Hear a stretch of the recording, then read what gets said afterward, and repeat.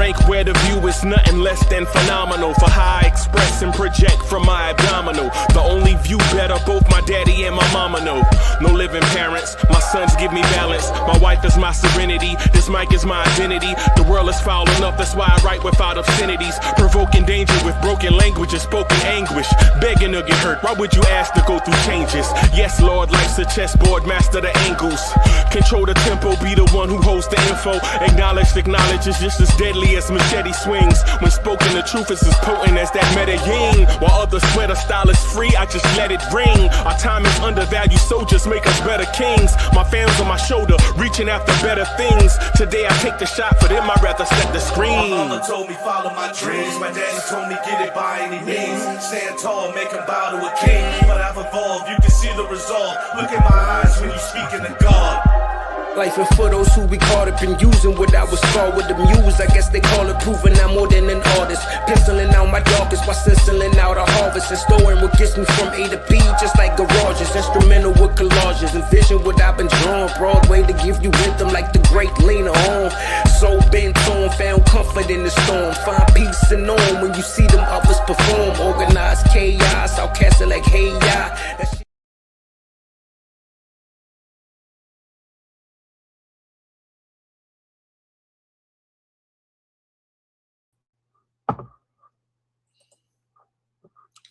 Yo, party people in the place to be. What's good? It's your number one chief rocket, Knicks Universal main man, Uncle Freezie, and welcome to the premier Knicks in the Morning Time show, the Knicks Morning Drive. Let's go! Let's go! Let's go! The Knicks Morning Drive is in the building. Salute. Man, y'all know this is my boo thing right here. This is my joint. This is my favorite time and space to rock in the mornings. Man, I didn't get a chance to rock last night. Family obligations. Didn't get a chance to rock after the Golden State game because it was so late. But here we are, yo. Here we are. We definitely about to talk that talk the way that y'all like to have that talk to y'all. Yo, my ace bone cone in the building. Keith Turner in the building. Fresh off squashing intergalactic civil war. My man in the building. I bet you after that, I bet you he just smoked a cigarette after that. Salute JJ in the building. The backbone of Knicks and Mets content. JJ is in the building. Salute. A double XL Heineken BX is in the building. Salute. Pastor J is in the building. Salute. Yeah, we got a lot of stuff to talk about, right? And y'all see the title of the joint. Y'all see it. Y'all see it. So y'all know we're going to have an interesting conversation, man. Yo, so y'all already know we about to have a very interesting conversation. David Smith is in the building. Yo, we about to have a very interesting conversation. There's going to be some things said that are going to be pointed out, right? Depending on what side of it you're on. You know, I'd like your opinion on it. Y'all know that. Y'all know that. Yeah, I know that. I'm getting ready to do. I got one other thing I got to do before I give y'all my undivided attention. I got to make sure this stuff is right on the YouTube side. I'm gonna make sure things are right on the YouTube side, and then we're gonna rock and roll. Right? Where is it?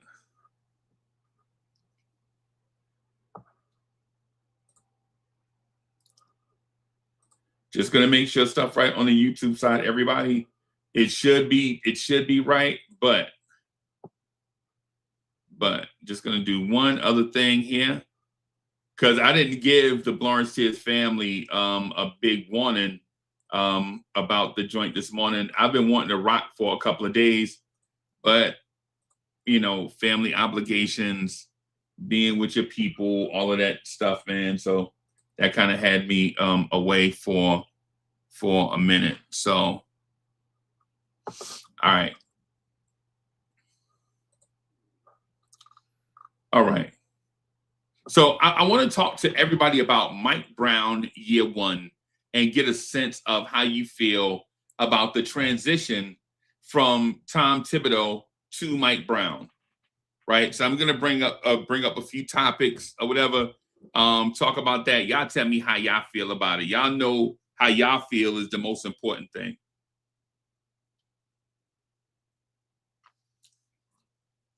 Got me a big cup of coffee this morning. Gonna come through, rock the spot, man. Appreciate y'all being here. David Smith. I be seeing David Smith on X, man. David Smith on X is an interesting follow in that some of the stuff, if you judge what David Smith says by others, you're doing what he said, you're giving what he's saying, that you're discrediting what he's saying. But if you read what he's saying, a lot of it makes sense. So salute to David Smith, right?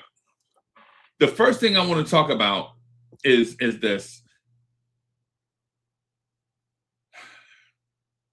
One of the things that I want to talk about is this, and this is one of the things that we don't necessarily talk about much, but I think we should talk about it for what it is. When you go basically from the Eastern Conference Finals to a hard reset, right? The Knicks reaching the Eastern Conference Finals raised expectations permanently. That run changed how the front office, locker room, and fan base view this roster. The question now is whether that success was the peak of a Tom Thibodeau-built identity or the launching point for something more dynamic. Right? Y'all hear the last. I'm gonna try to put this in the chat. I'm gonna try to put this in the chat. I don't think it'll all fit on the screen. I'm gonna put that there. Yeah, it broke it up, but that's all right. We'll find a different way to put it on the screen.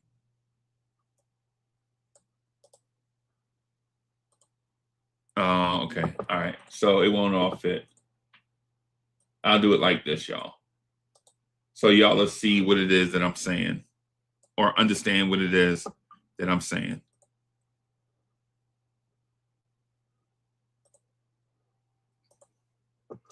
All right. So that's what I'm looking at right there, right? Tory B is in the building. Hey, shout out to my people, Tory B in the building. I don't know if you can see this Tory B or not. Power to my people, Tory B.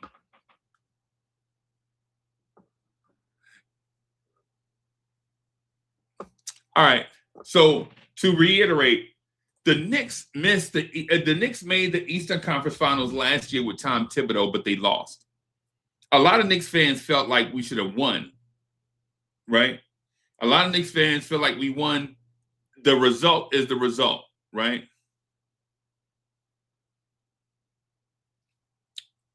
Right?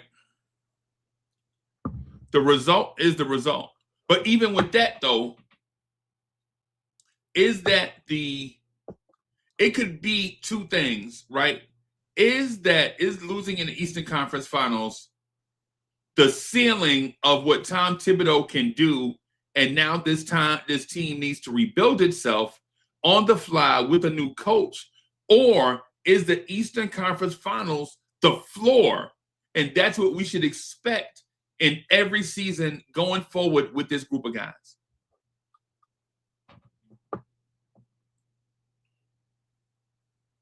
Chat, what do y'all think about that?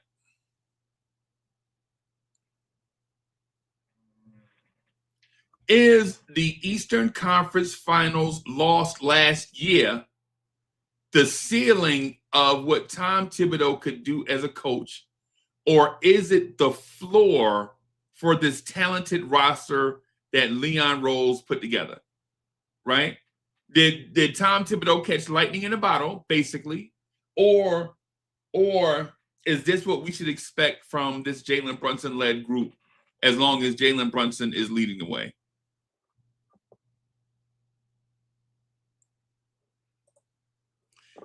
Keith Turner says, I think the Eastern Conference Finals was a fluke, to be honest. Hey, man. Hey.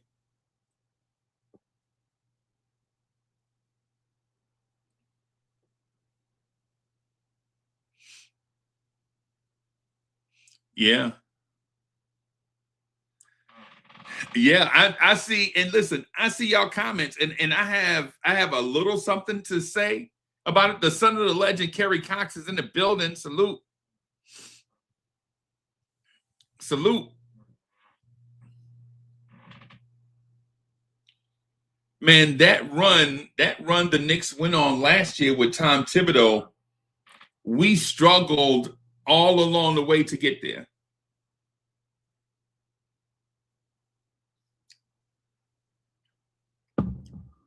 But here's the thing. Here's the thing with that struggle all along the way to get to the Eastern Conference Finals last year, and I'm talking about from December 2020.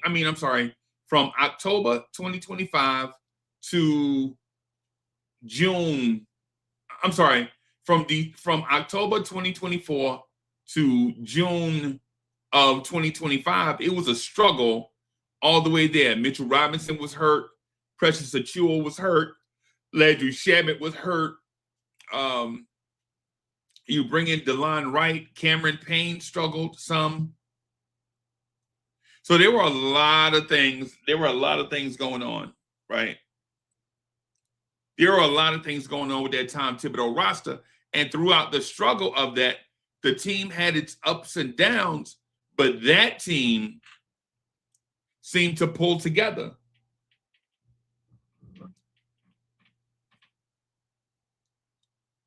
Bodega Wi-Fi in the building. Salute.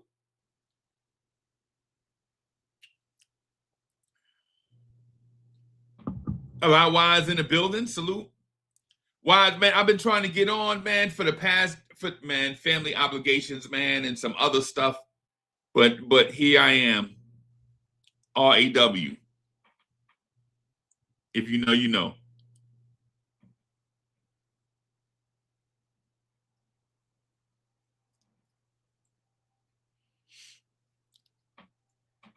And so, not pointing the finger at anyone, because this season is not even close to being over. We're halfway through, but we expect to be playing. We expect this team to be playing into June, right? We expect this team to be playing into June, right? And so, after how many games have we played thus far? I'm just going to check out the standings.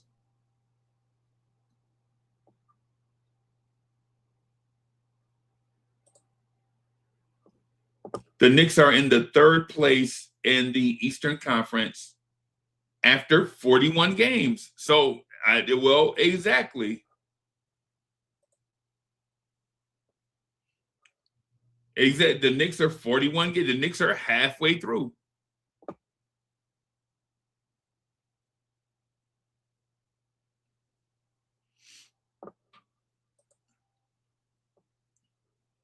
And this is just some food for thought, right? Some food for thought is that last year's team overcome a lot of last year's team defeated a lot of monsters.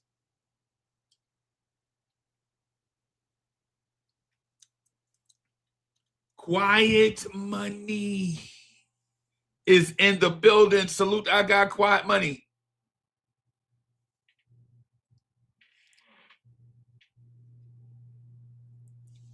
Andrew College says McBride has been lighting it up. Yo, hey, I'm giving all that credit to Cowboy Bob. Okay. I'm giving all the credit for that to Cowboy Bob, right? Cowboy Bob legitimately is like, Deuce McBride was one thing, and him and Cowboy Bob had like a 10-second, maybe a 2-minute conversation, and now this guy can't miss. Shout out to Cowboy Bob. Cowboy Bob And y'all know Cowboy Bob can be what's the word I'm looking for verbally? Cowboy Bob can be long-winded and short-winded at the same time. And you're like, what is Cowboy Bob saying? What did he say? And he could be long-winded and short-winded at the same time. And so whatever he said to Deuce McBride, now Deuce McBride can't miss. Now Deuce McBride is looking like he could be a 20 point per game scorer in the league.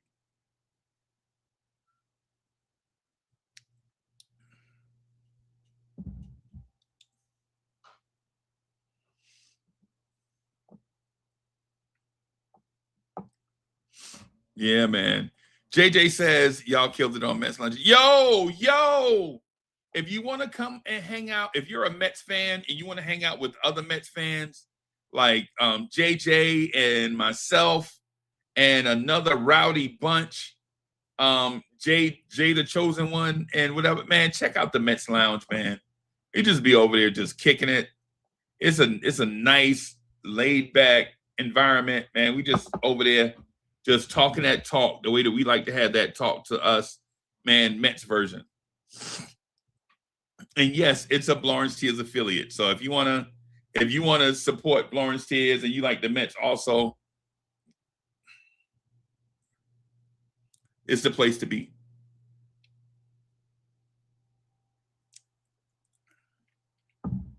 So the Knicks are officially at the halfway mark of an 82 game schedule. So they're 41 games in, and now is the time to ask, like, is this about what we expected? Is this about what we expected to get from a transition from one style of coach to the other? Is that about what we expected? Should we have expected the transition to look like this, going from one coach to another? Change is not always easy. Change is not always smooth. But basically what we look for is success. Can this team be successful after making a transition?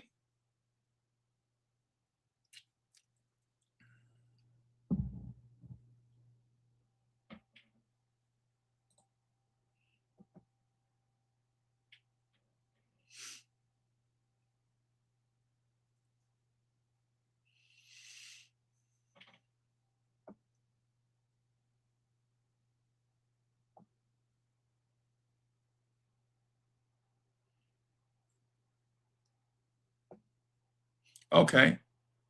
Kerry Cox says he expected more. Like, yeah, Kerry Cox says he expected more. More of what, though? More of what?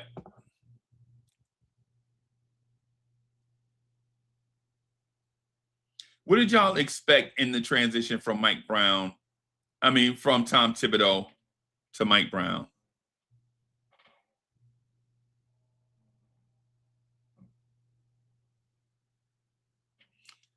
Shot Legacy in the building. Salute.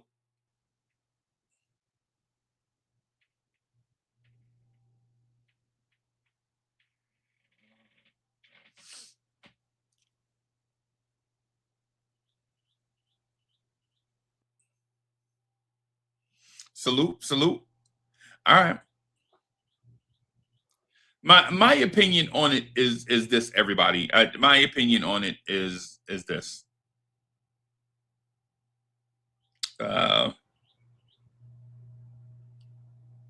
In a practical sense, I knew that there would be a transition period. Like I'll compare it to like when you change your car, right? The joint you drive every day, your whip you drive every day, maybe it got a little outdated on you. Miguel P in the building, salute. Maybe the whip got a little outdated for you, and you had to make a change, right? And the new whip, whether it's a new make, whether it's a new make, a new model, or an older model that's new to you, there's an adjustment period. Maybe the gas mileage ain't the same. Maybe the insurance is higher. Maybe what your seat positioning in it is different.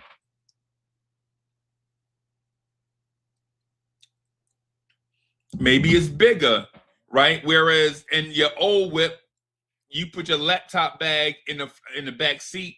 Now you got room, you throw it in the trunk.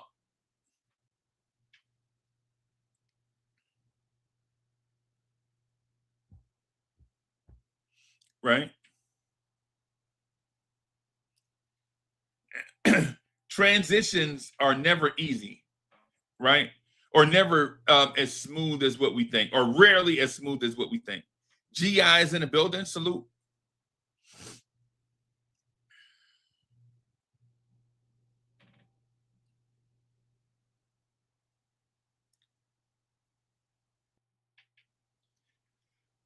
In my mind, I think on paper this roster looks fantastic. On the floor, this roster struggles.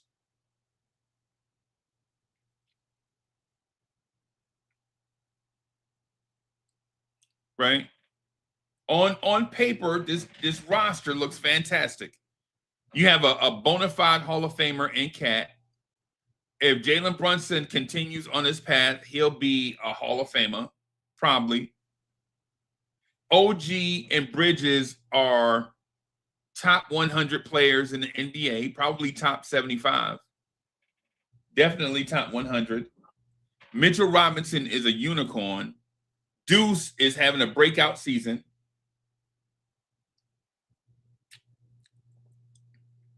On paper, the roster looks fantastic, right? But does the guy with the instructions to put this thing together understand how the parts work individually and how they would work in his system? And I'm not pointing the finger at Mike Brown in this conversation, at least in this portion, right? Just want to answer the question. Has this transition from Tom Thibodeau to Mike Brown in these first 41 games been about what we expected or should have expected?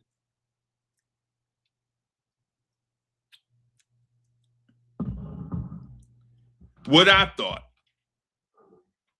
So here's what I thought. I felt like at times Tom Thibodeau did not use the roster correctly. I felt at times Tom Thibodeau had talent on the bench and he wouldn't play it. At times last year, I felt like Tom Thibodeau played guys too many minutes, especially Karl Anthony Towns.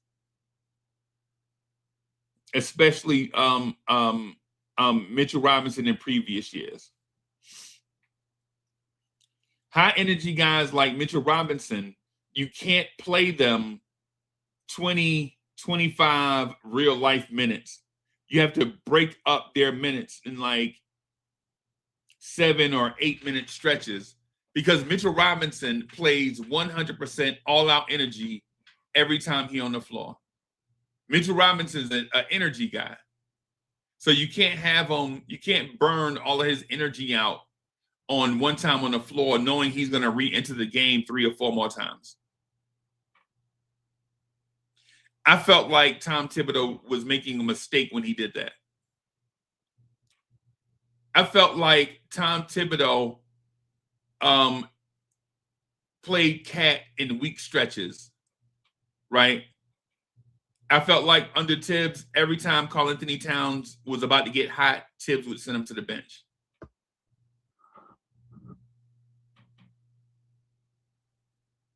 That's what I felt, right? And it wasn't a Thibodeau trying to stop Cat from getting hot thing. I felt like it was a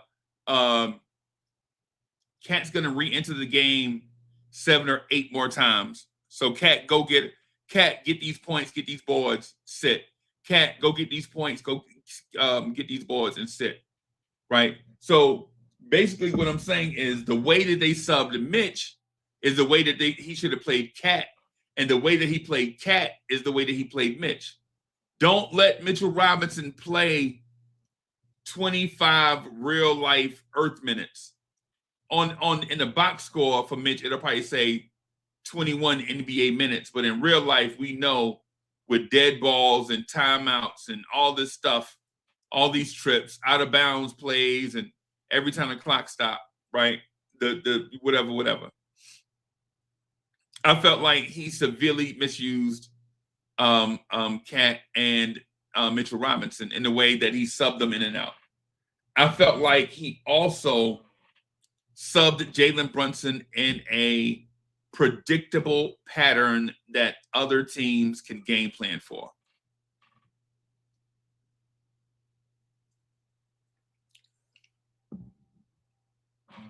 Right? Like we knew Jalen Brunson was going to come out of the game at the 9-minute mark of the first quarter. We knew Jalen Brunson was going to sub back in, and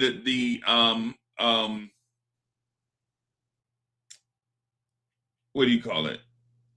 After playing 9 minutes of the first quarter, you know he's going to sit the last 3 minutes of the first quarter and the first 3 minutes of the second quarter, play the entire half, play the remaining second quarter, play the third quarter until 9 minutes left, come back in the fourth quarter with 9 minutes left to go in the game. Knicks Nation is in the building. Salute.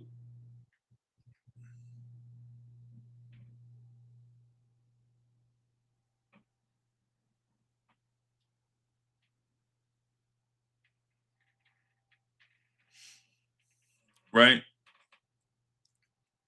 I felt like at times under Tom Thibodeau, he wouldn't make adjustments. He would just tell Josh, get them guys to play harder, Josh. When the offense stalled, JB, we need a bucket. I felt like that was the thing under Tom Thibodeau. When things not going right, Josh is the leader. When the offense stalls, JB, go get us buckets. And while both are predictable, both were effective.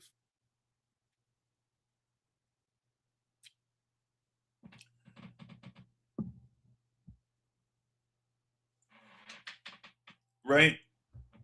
I felt like Tom Thibodeau had talent at his disposal, but he was under so much pressure to bring New York a championship. He only played the guys he trusted. Right? One of the things I think slips our gets away from us is this. If Tom Thibodeau, if Knicks fans felt like Tom Thibodeau was on a hot seat, you can best believe Tom Thibodeau knew he was on a hot seat. If Knicks fans felt like Tom Thibodeau should be under pressure, you know Tom Thibodeau knew he was under pressure. Like being a Knicks fan, we don't like. Sometimes I feel like we think we live in a vacuum, but no, we don't.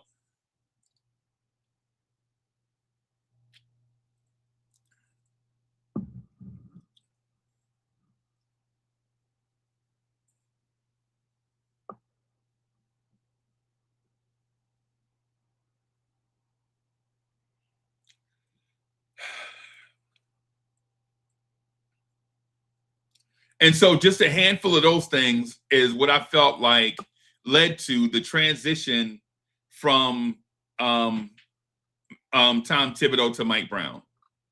Because maybe Tom Thibodeau's voice just got stale at some point. Coaches generally don't coach more than 5 years in the city no more, unless you're winning championships. If you're not winning championships, you're not coaching in the city 5 years.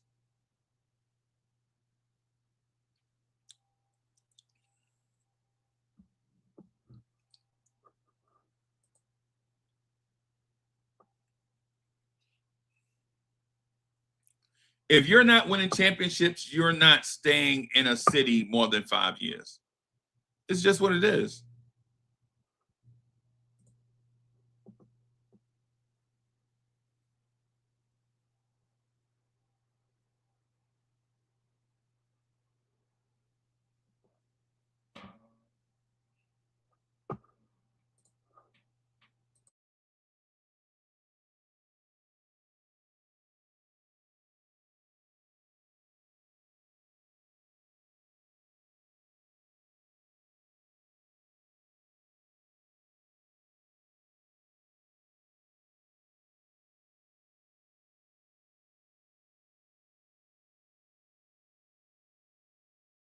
Well, hey, 1 second, y'all. 1 second.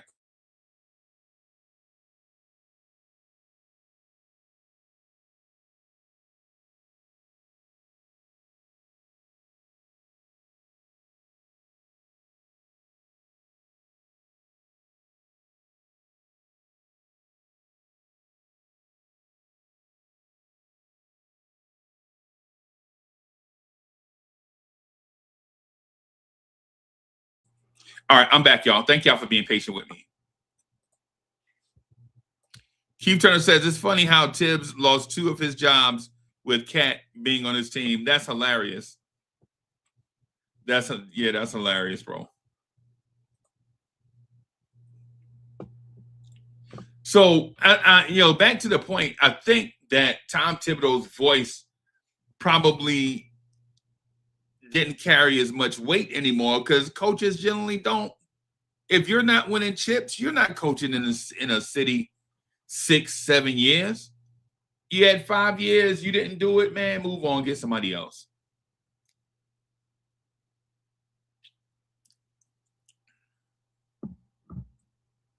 Right?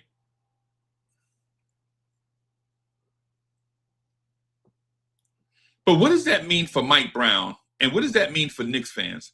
Because Tom Thibodeau can't be the scapegoat anymore. Tom Thibodeau is gone.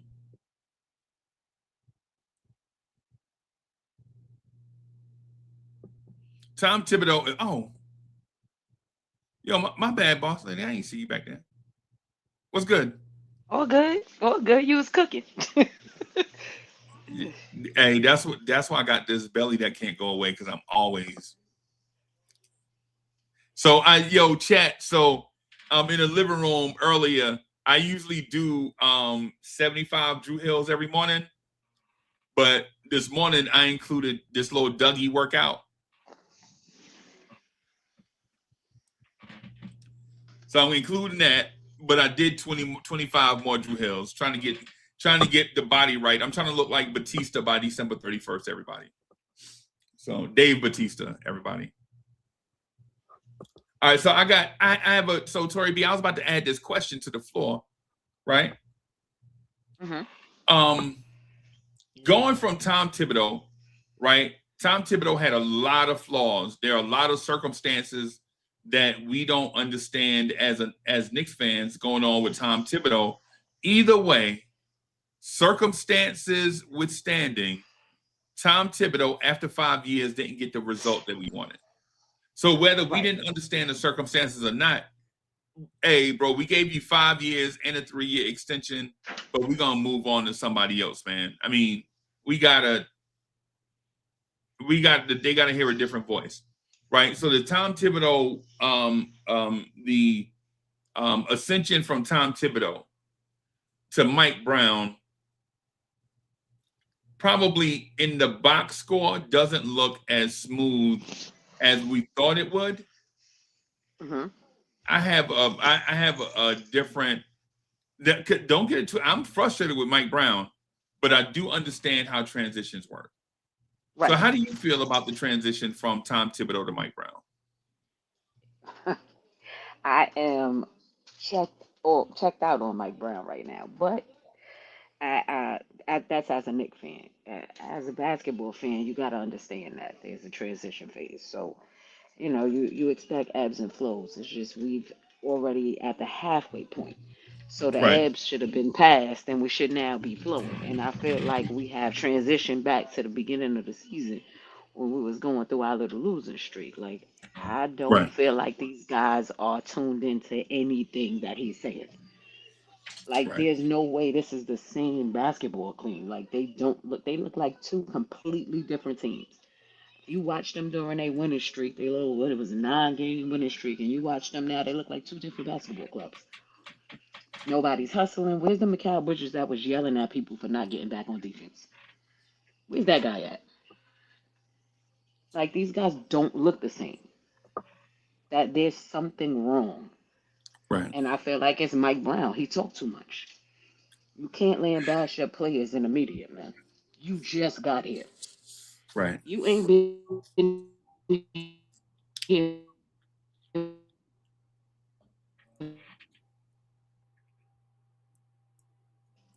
and everybody eat it right up. Oh yeah, he should say it. No, he shouldn't.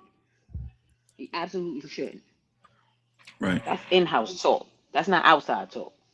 Right. That's like being in the house with your brothers and sisters and y'all fight each other like cats and dogs. But when you go outside, you got their back, whether they right or they wrong. Then when you Right. go back in the house, you get on them again. That's Right. exactly what he's supposed to be doing as a coach. You're supposed to protect your players. And he does none of that. He don't Right. even yell at the officials. Like, my man, take your hands out your pocket and get attacked. Right. Say something. Right. You see it just like we see it. So Right. I'm officially checked out on Mike Brown until he showed me something different. Because I don't know Right. what that man is doing. I really feel like these guys are just not responding to him. They playing unenthused basketball. If they were hustling and losing, I wouldn't even say nothing. They not hustling. They just going through the motions out there. They got their Right. heads down. Nobody going after loose balls like they used to. Josh has completely checked out of offense. Like, it's Right. ridiculous. And Right.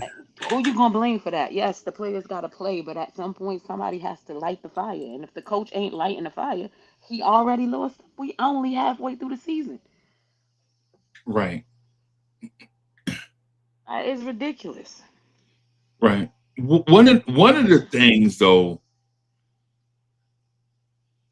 that I feel like that, and so this is a two-parter, everybody. This is a two-parter. Y'all be patient with me as I dispense both sides of my brain at the same time to see if I can say this and make sense. I do understand that transitions will be difficult. In real life, when you marry someone, they give you this 2-year window that they call the newlywed period, right? Because there's a transition. You go from being your one version of yourself to another version of yourself, right? But then at the same time, when a guy makes his reputation on a certain thing and then says, at the very beginning, yeah, I'm bringing all my stuff with me. The person that you saw in them other places, I'm bringing that here, and we're gonna do it, and y'all are gonna like it, right? And so he brings those things here, and they don't work because clearly guys are not doing what he wants them to do, right? And there's also the part of the transition of guys are used to doing things one way under the previous guy, and they're remaking themselves into the player that the new guy wants them to be, right? And so I understand what Mike Brown is saying and trying to do. I think he may have bitten off more than he can chew. It's okay, though, because when you bite off more than you can chew, the main way you win is to keep chewing, right? Bite off more than you can chew, keep chewing. Keep chewing. Just keep chewing, keep chewing, keep chewing, keep chewing, keep chewing, right? I think the result on the floor is a result of the guys trying to transition from one coach to another. One coach said, be high basketball IQ and be very strong, right? The way Jalen Brunson looks physically this year is not the way that Jalen Brunson looked physically last year, right? The way Mitchell Robinson looks this year is not how Mitchell Robinson looked physically last year, right? Cat last year playing at like I don't know that man weight, but Cat looked like he was like 270 last year, right? This year he don't look 270. He looked like he's in his like 250s, upper 250s, something like that. He looks lighter, right? What I'm saying is the transition from one to the other can take time. At the same time, I don't necessarily want to hear that, because the thing is, we were frustrated with the thing last year, and this new guy was brought in to correct the things immediately, right? And there's a transition. So the practical side of my brain is like, nobody's going to come in here and wave a magic wand and things are going to get better. But you came into here saying that you have a magic wand that you're going to wave. So, Tori B, I have a level of frustration with that. So do I. Right? I have a level of frustration with it. My frustration level with Mike Brown is at a 10. This is about as high as it could get.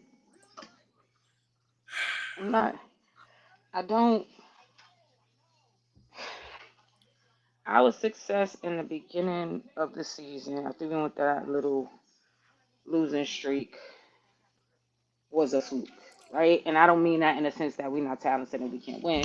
Is that we were put in a space where we believed that it was okay to win all those games without including Karl Anthony Towns, because he was not a valuable part of the offense.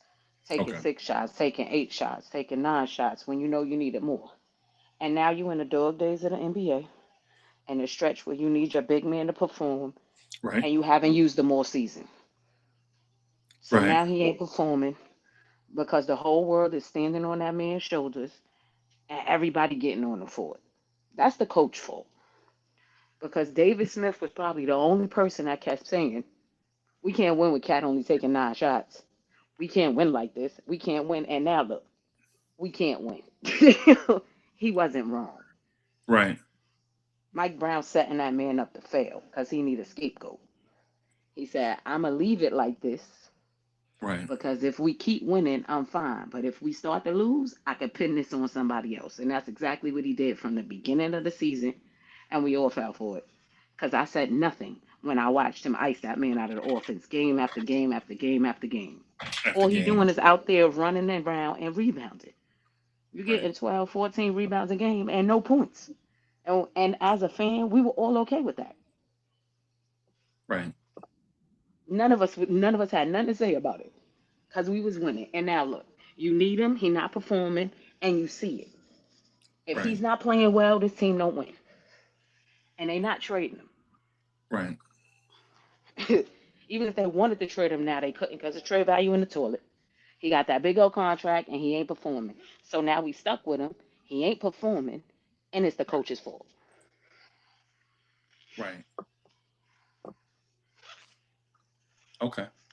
So my frustration level is at an all-time high with that man. It can be frustrating. So, I have a let me get to this real quick. All right.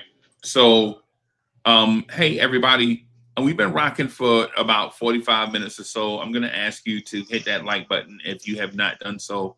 And if you're new here, subscribe to the channel. We're pumping out this smart Knicks content. Just don't want to have the same conversations over and over. We out here trying to, talk about something dope.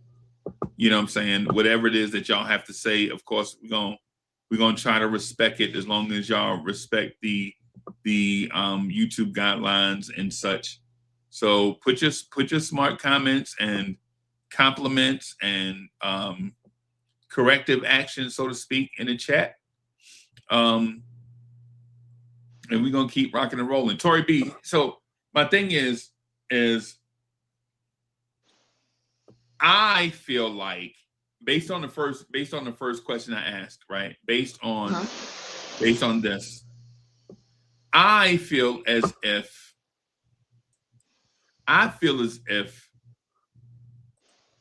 the Eastern Conference Finals is the floor of this team. It's not Tom Thibodeau's lightning in a bottle, right? That's what I feel like. I feel like this team has so much talent that the Eastern Conference Final was a letdown last year.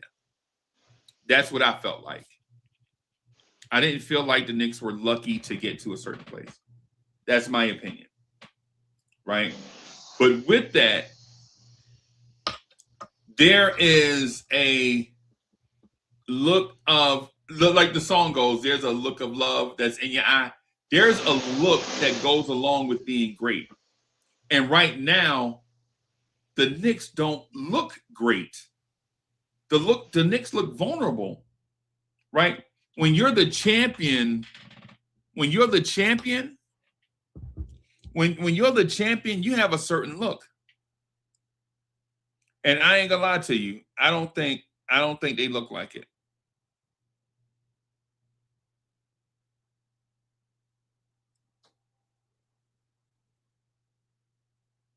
I don't think the Knicks look like a champion. What do y'all think? Does anybody in the chat right now, does this team look like a team that was in the Eastern Conference Finals last year? Do they walk like, talk like, act like, represent like they are a NBA titleist? When you're a titleist, you look like it.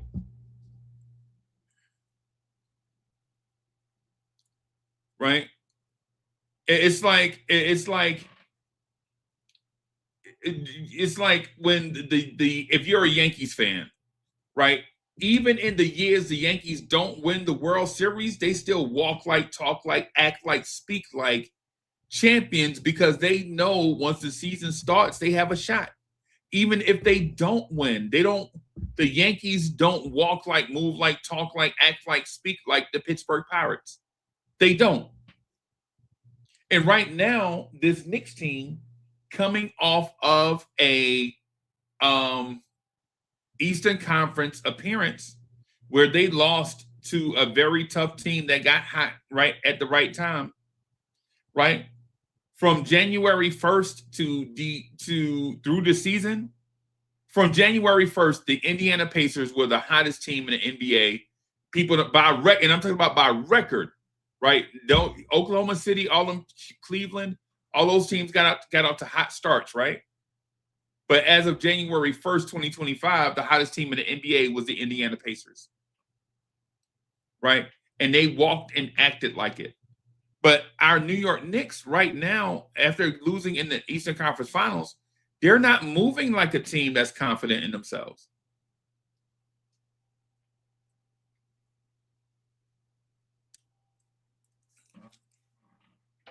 Y'all feel me? It's like, oh, let me ask, chat. Do y'all feel like the Knicks have a championship upside right now as currently constructed?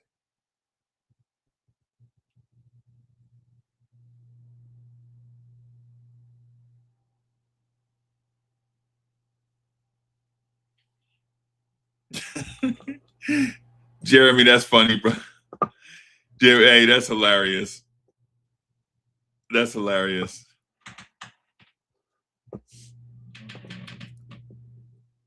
Tori B, can you hear me? Yeah, Tori B probably got some.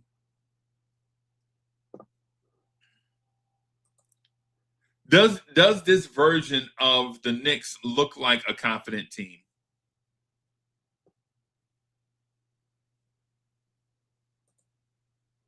Bodega Wi-Fi says we need a player or a coach that will inject the killer instinct into this team. We don't react when we see blood in the water. We stay playing on our heels. Ooh, like a wounded boxer.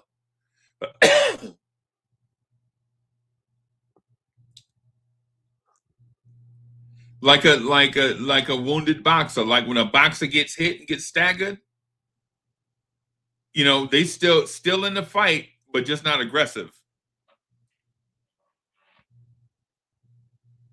I've been there before. Sean Legacy says, after giving up all our assets for this roster, we should be championship or bust. Agreed.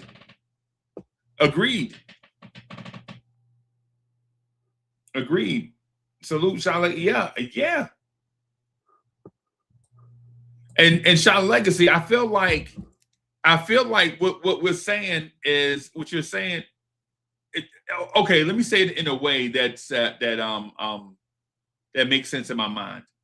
What you're saying should be the obvious, but clearly saying the obvious and performing like the obvious are two different things.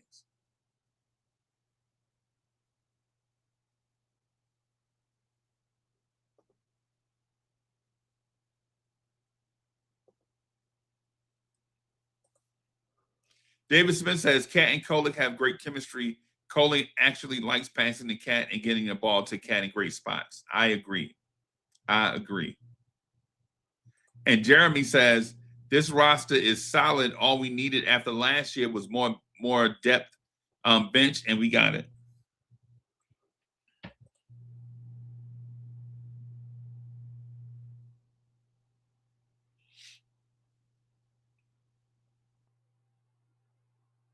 All right. So I'm gonna move on to our next point, because I think all of them connect, but they're definitely separate, but I think they all connect. Knicks Nation says, remember when young RJ went up against Boston and took them down with 2 All-Stars?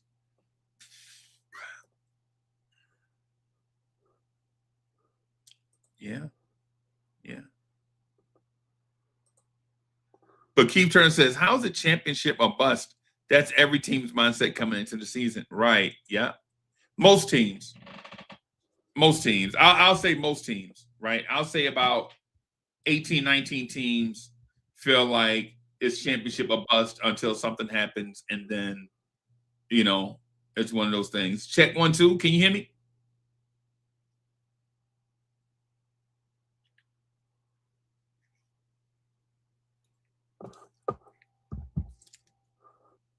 All right.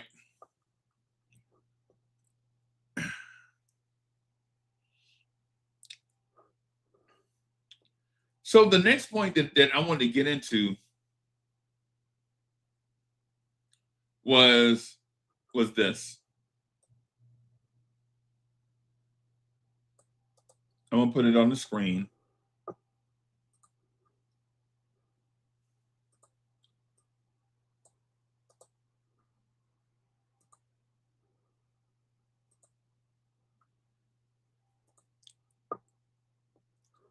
I'm gonna put that on the screen, right?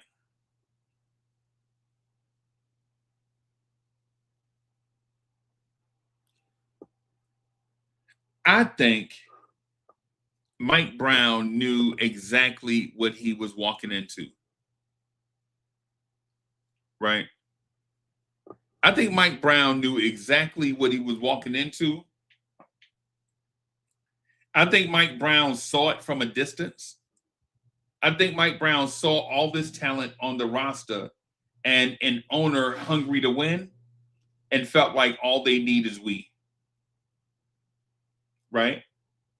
I think Mike Brown legit saw Jalen Brunson, Karl Anthony Towns, OG Anunoby, Mikal Bridges, Mitchell Robinson, Josh Hart, Deuce McBride, and was like, all they need is we. Bro,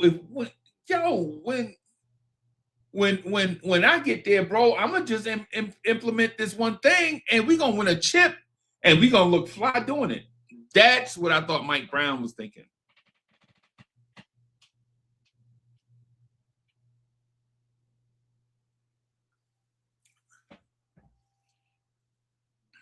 I felt like Mike Brown took this job because he was like, the Jalen Brunson part of this equation solves itself.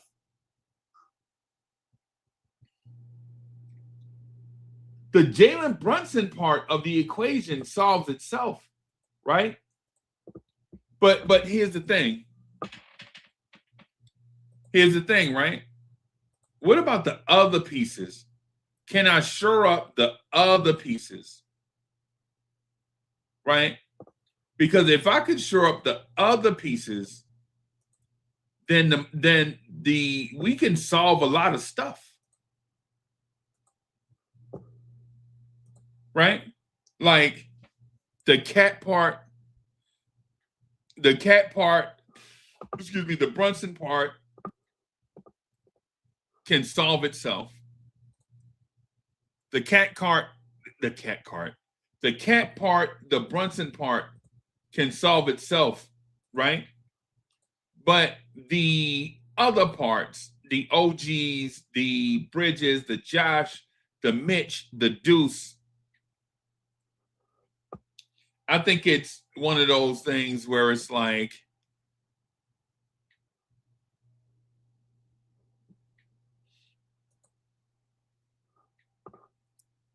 I can fix them.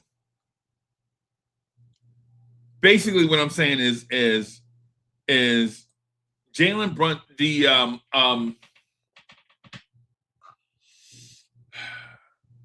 the Cat's an all-star. The Brunson part, Brunson's an all-star. That doesn't need addressing, right? What does need addressing, though, is how can we shore up the pieces around Cat and Brunson in order to have them to perform at an offensive and defensive level to contribute and lighten the load for Cat and Brunson.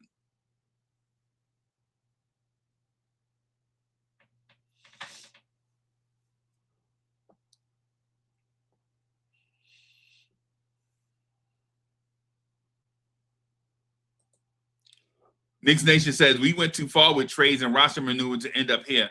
If the Raptors wanted IQ and RJ was a throw-in, we should have given up Josh and know they were going to trade Randall too. Yeah.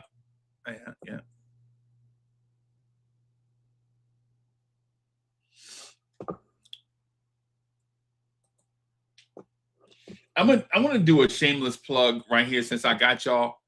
Man, yo, this dude Cowboy Bob is doing the Substack for us, and Cowboy Bob is writing his ass off.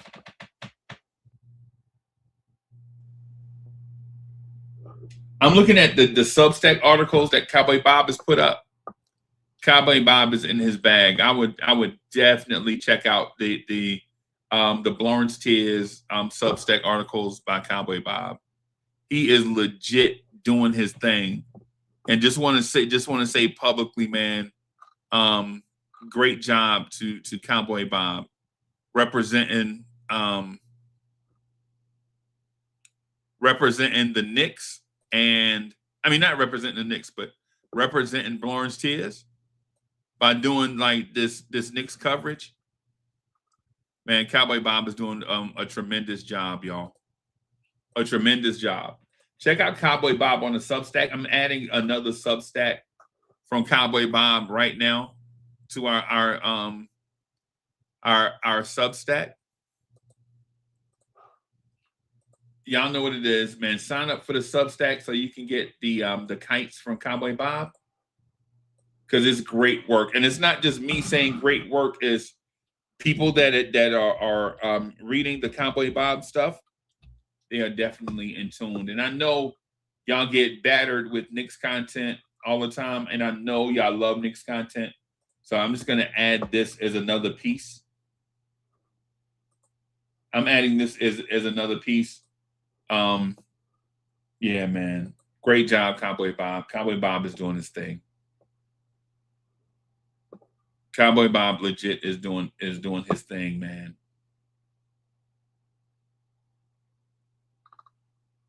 I'm looking at the articles from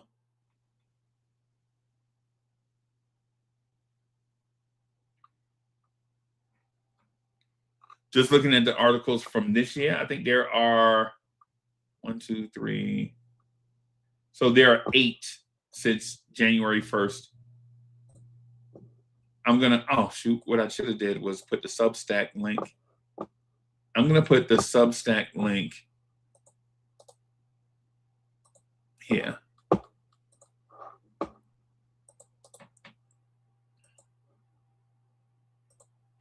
Be great if I had a producer doing this stuff. David Smith, wouldn't it be great if I had a producer doing this stuff where I could just sit here and rock the mic?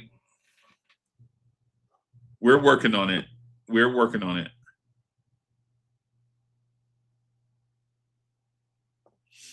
Right, yeah, we're working on it. We're building blocks is in the building. All right. Back to the point that I was making, man. Listen, Mike Brown knew exactly what he was getting into. Fritz Alcindor is in the building. Mike Brown knew exactly what he was getting into. This team on paper is the perfect roster for you to jump back into the league and make hay with it.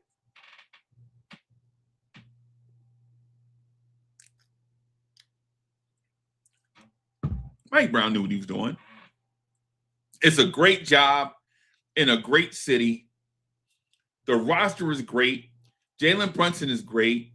Cat is great most of the time, right?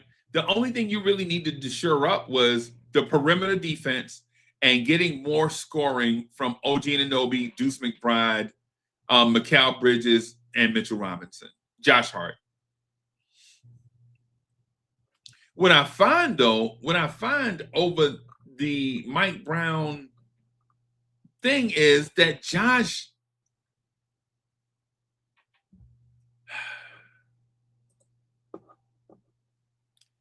Tendril Sound in the building. Salute. Perfect roster. Yeah. Perfect roster.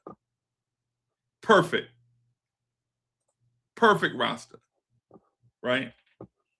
I think the thing is with Mike Brown, though, and this is a thing with veteran teams, is you get here, you want to implement stuff that's obvious to change or that's an obvious need. You get here, veterans don't want to change things as quickly as kids do, right? Veterans don't want to change things as quickly as kids do. And then so now you get this resistance to change. And now all of this falls on the coach.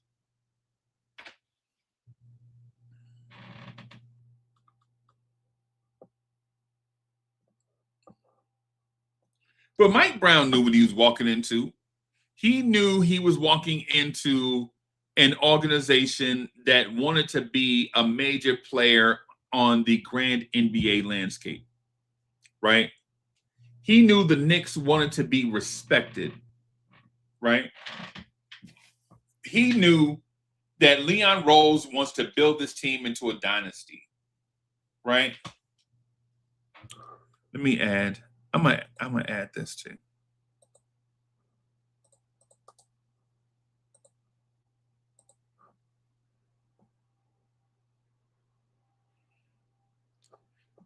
Mike Brown knew what he was, what he was walking into. The Knicks don't have any secrets to hide, right? They don't have Jalen Brunson is not a flash in the pan. Cat is not a flash in the pan. You don't have a young rookie or second year, third year guy on the bench and you're suppressing his talent.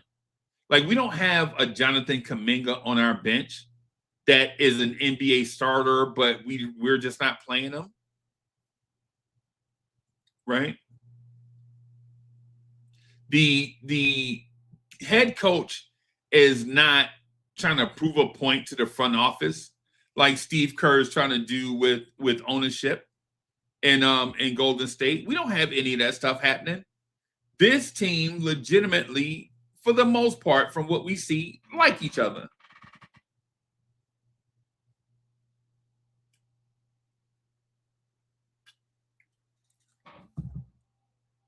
We know that Mikal Bridges has an affinity for Pacom Dadier. We know that.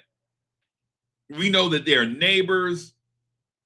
We know that Mikal Bridges is Pacom Dadier's vet, basically. We know that Josh Hart is Kev McCullough's vet, basically. Like, we know, like, in this situation, we know Tyler Kolek and Jalen Brunson have a good, working, friendly relationship, right? We know that. Check 1 2 1 2.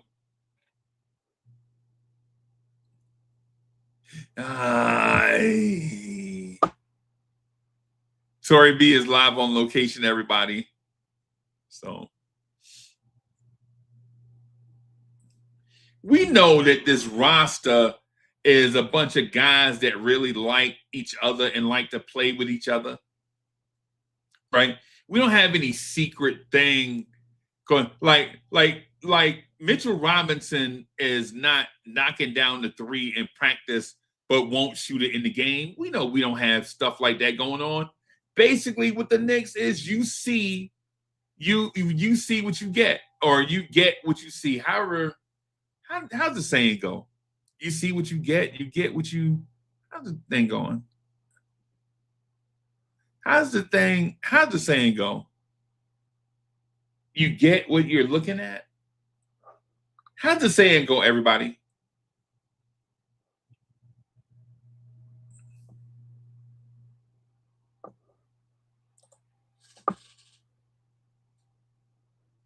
I'm not for sure. How's this? You get what you. Miss Mocha, how's that saying go? You get what you see? When something is obvious, it's like, how's the saying go? You get what you see? Or, oh, what you see is what you get. Right? What you see is what you get. That's it. Thank y'all. I appreciate that. I didn't have a brain cramp. I just couldn't call it. Basically, with the Knicks, what you see is what you get. Like, Karl Anthony Towns doesn't have an elite dribble in practice, and he's saucing up guys and pat, and all that. That's not happening in practice. What you see in practice is the same thing you see on the game floor.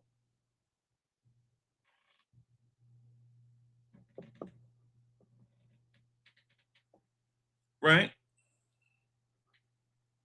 Mike Brown knew exactly what he was getting. Now, but here's the thing. How do you translate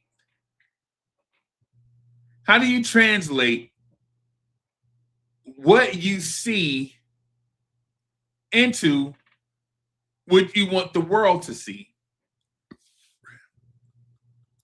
Because Mike Brown sees a certain thing, but he's not getting what he wants. East Blue Drew in the building.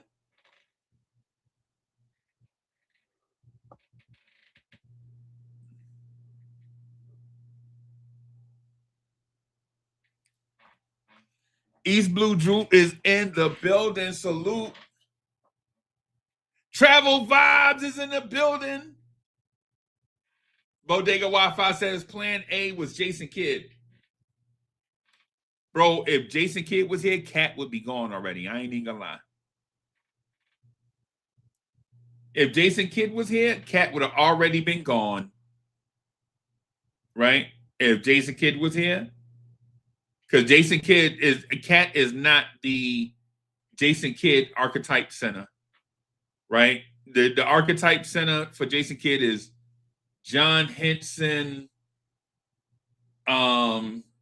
the young kid they have right now, the one that's out for the year. Jackson Hayes, Mitchell Robinson would be the guy if Jason Kidd was here. Jason Kidd would play Mitchell Robinson 40 minutes.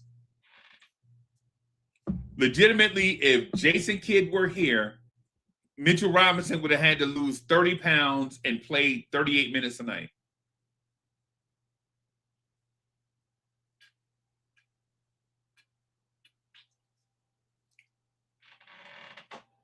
If Jason Kidd were here, forget all that Battle Embiid and Jokic stuff. We'll do that as a team. We want you to be a bouncy elite rim runner, period.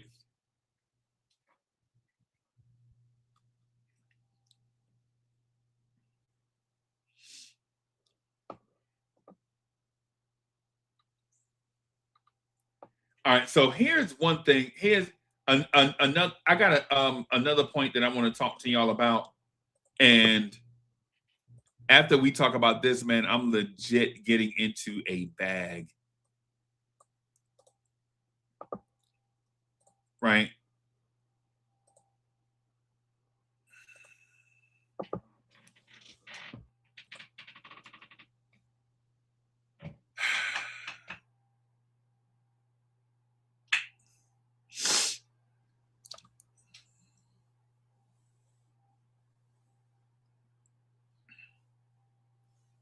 Y'all see it. Y'all see it on the screen. Y'all see it. Y'all see it on the screen. The Knicks have self-imposed a glass ceiling.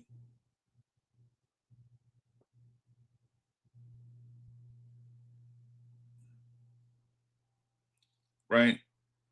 The Knicks have self-imposed a glass ceiling, right?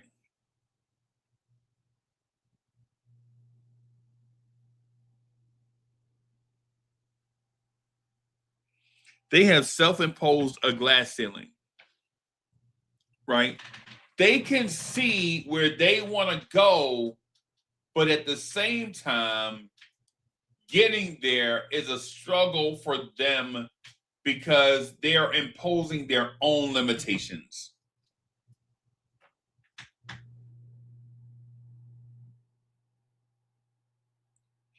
Right?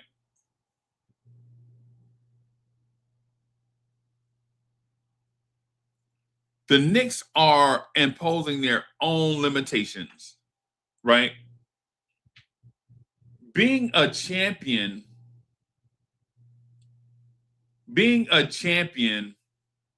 doesn't mean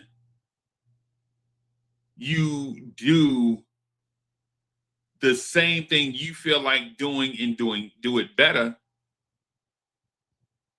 right? What it means is you have to develop the habits of a champion that may be unfamiliar to you.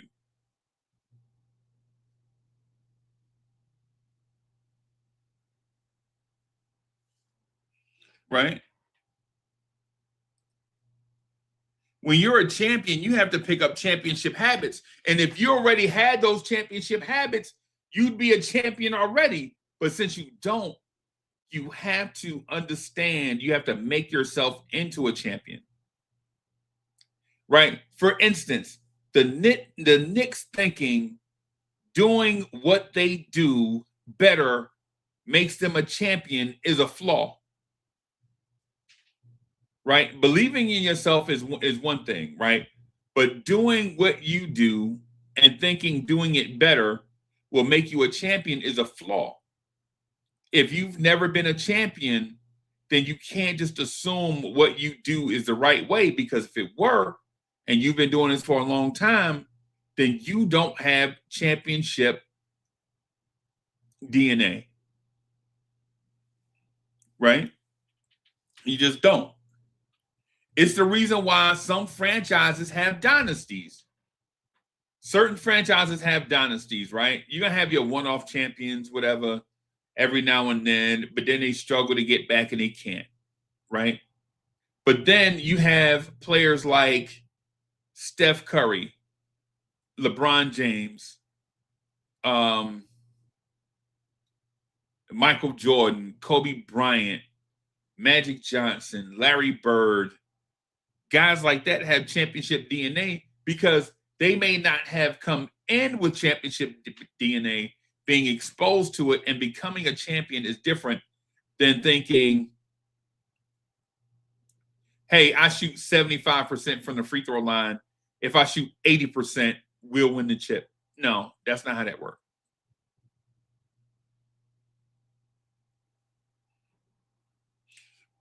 That's not how that works.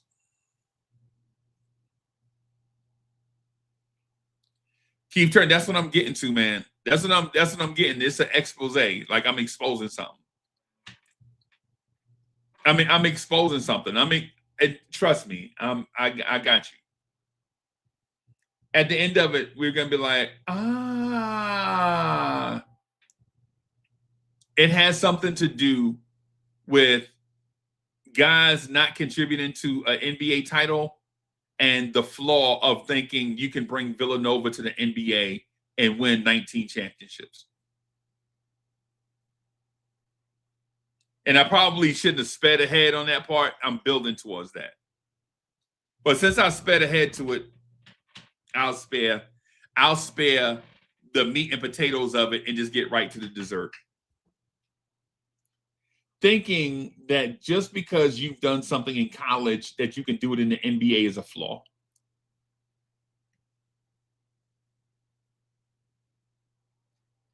Legitimately thinking that, hey man, I did this thing in college. Shouldn't it be easy for me to do this thing in the pros? That's one part of it. The other part is I was a coordinator on a championship team. Shouldn't that translate easier to winning championships when I'm the guy? That is also flawed. Here's another part. I was a rotation guy on a championship team. So when I become the guy, shouldn't I have championship habits? No. When you increase your role on the way to winning a championship, things are different. So if you're Tom Thibodeau and you won a championship as a coordinator, sitting next to the guy that did win a chip, that doesn't make you just as good as the guy that ran the ship. If you're Mike Brown and you were championship adjacent to a Hall of Fame level coach and thinking through osmosis, you're going to be as good as that guy, that's flawed thinking. Now, do you have ingredients to that recipe? Absolutely you do. Absolutely you do. Right? But just because the Nova guys won a championship at Nova under Jay Wright doesn't mean that that's going to translate easier to an NBA championship. That's a flawed way of thinking, right? That's a flawed way of thinking. Kobe Bryant won championships and he didn't even go to high school.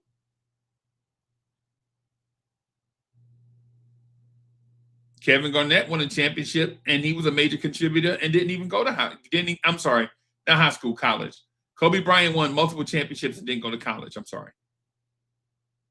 That's just how, in such high esteem, I hold Kobe Bryant. I'm like, Kobe Bryant went straight to the NBA from middle school. Kobe Bryant didn't skip high school. He skipped college.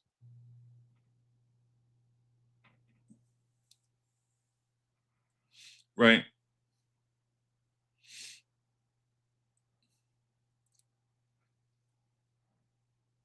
I think there is, and this is just my opinion. I'm taking the right to opine, right?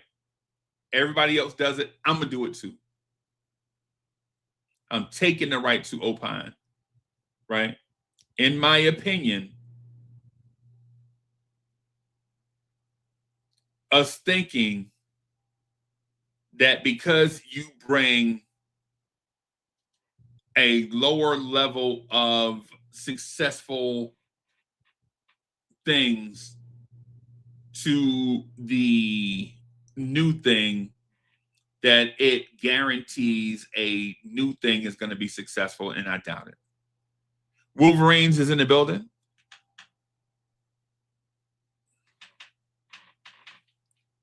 And so I guess what I'm getting at is this.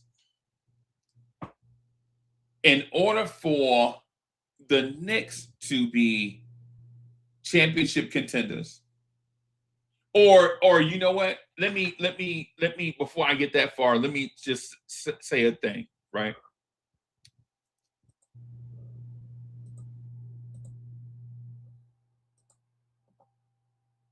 Before I get that part, I'm gonna say a thing. Paris Duggar in the building. Salute, brother. Paris Duggar says, how many people have championship though? Bottom line, if Brunson has a motivated cat and talent with him, he's gonna win. Why? Because he's that good. Hey, you read my mind. I mean, that's exactly what I'm getting to. But I have to build a point. I just can't say certain stuff.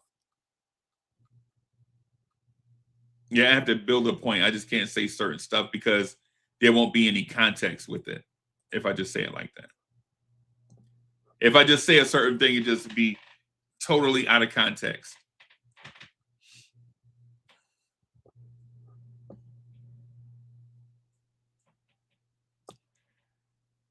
So here's what I'm looking at, right?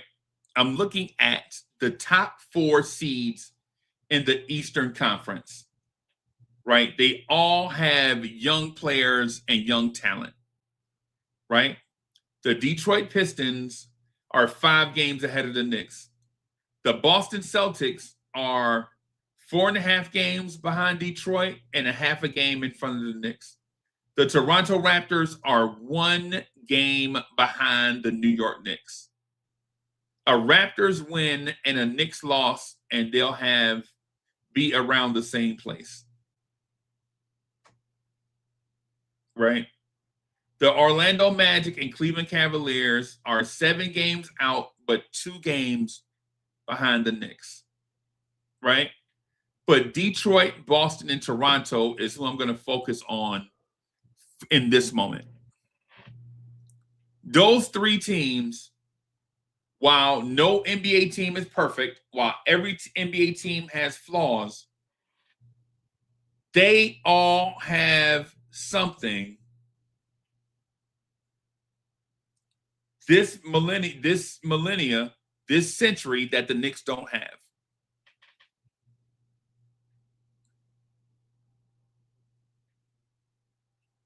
When they walk into their arena and look in the ceiling, they have something that the Knicks don't have. Fairly recent, by the way, fairly recent. It's about 8 or 9 years for Toronto, about 2 or 3 years for Boston, and about 17, 18 years for Detroit. When they walk into their arena, they have something in the ceiling the Knicks don't.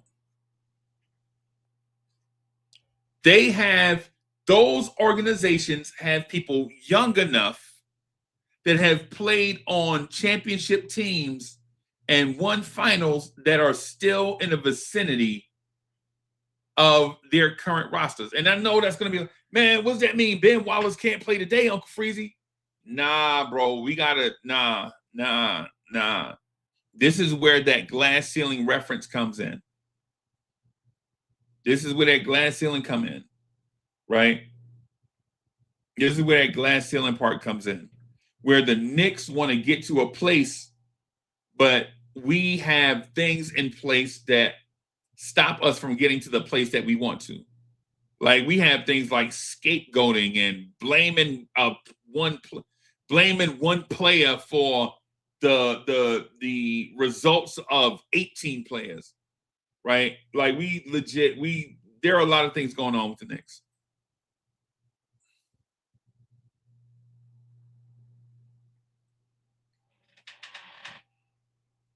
This glass ceiling thing is a real life thing.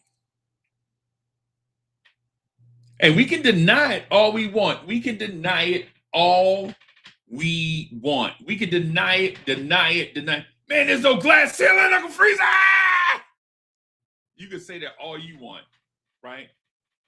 But I saw a championship level Miami Heat team take the Knicks out 3 years ago. Right? I saw two Indiana teams that made the NBA Finals and have been. The Indiana Pacers make the NBA Finals about once every 6 years. So you could say whatever the hell you want about the NBA. The Indiana Pacers don't win a championship or don't have a championship, but the Indiana Pacers since 2000 have been in the NBA Finals about every 6 years. So you could say whatever the hell you want to try to sound like a smart aleck ass Knicks fan that swear they know everything, but that's bullshit. Because you're not smart. Because facts are facts. And to be a fact denier makes you an idiot. Like to be a fact denier makes you an idiot. The Indiana Pacers go to the NBA Finals on a regular basis. They do. Whether you want to acknowledge that or not, on average, they go. The Knicks don't. And that's a part of the glass ceiling. Like assuming the Knicks are better than Indiana, assuming the Knicks are a better franchise than Detroit, assuming the Knicks are a better franchise than the Boston Celtics makes us idiots.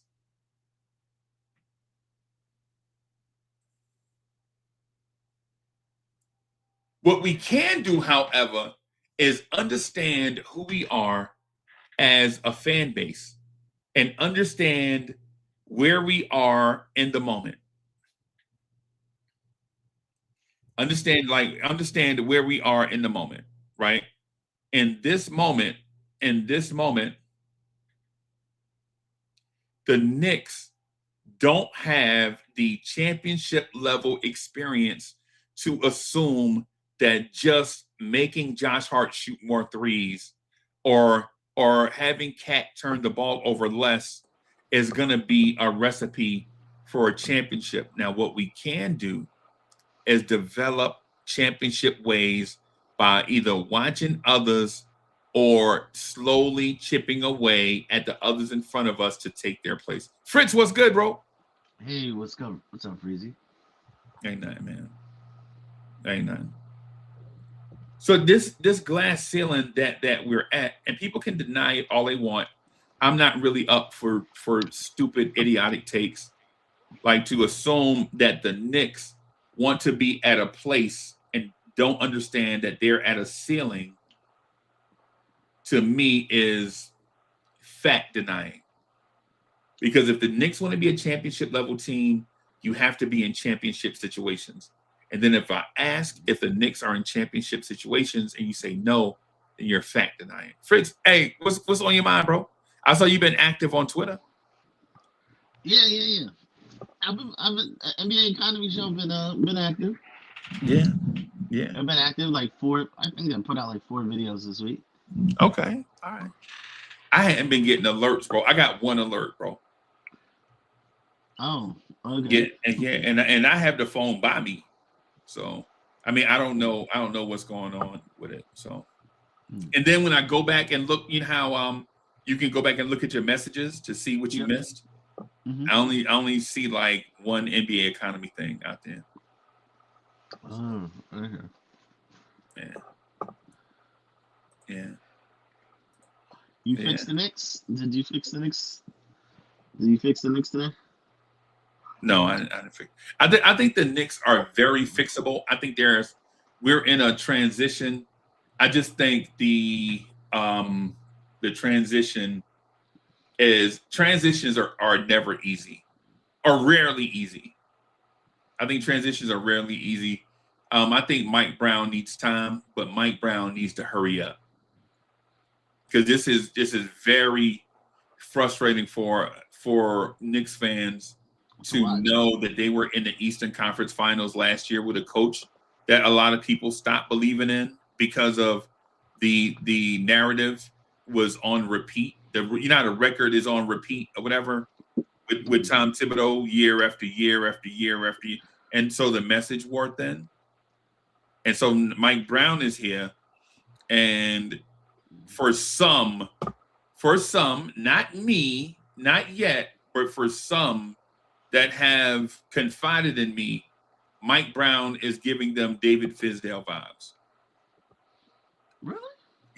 Yep, already. Paris Duggan, thank you for his contribution. He says, I bet this. None of those teams want to play a healthy Knicks team this year in a series. I bet that. Go ask their fan base. We were horrible last February. Yeah, hey, but yeah, Paris. The thing is not that. The thing is, Paris, not that. Not that. We're not talking about that part there because the thing is, and this is just for Paris Duggan because of his comment. The thing is, Paris, if they develop championship habits between now and then, this won't be a conversation. What we're saying is, what I'm pointing to is that just because you were great at Villanova doesn't mean that's going to translate to the NBA. You have to develop NBA championship level characteristics and traits. Not villain. We can't always. The thing is, the leaning on the, oh man, Jalen Brunson was the player of the year in college basketball 9 years ago. That was 9 years ago, bro. That was 9 years ago. If you want to be a champion in the NBA, you have to have NBA championship characteristics, right? You can't just say, if Cat stops turning the ball over, we'll be the champion. That don't make sense. And more than that. Yeah. What do you do? Championship teams know how to finish off a team if they have a 9-point lead with 5 minutes left to go in the game. If you have a 9-point lead with 5 minutes to go, the other team should be like, holy crap, there's no way we can come back from this because they know how to close out teams. Mm-hmm. Paris Duggan, thank you for that, man. And hey, Paris Duggan is an awesome. Paris Duggan is like one of the GOATs in the Knicks community. Just want to make sure that I state that. So when I understand, because I agree with what he's saying to an extent.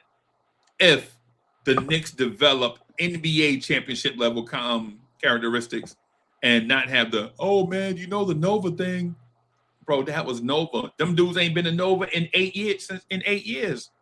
What are we talking about? I'm sorry. Go ahead, Fred. My bad. I don't know what Nova has to do with the NBA, but I really don't think the Knicks really enjoy playing some of this offense.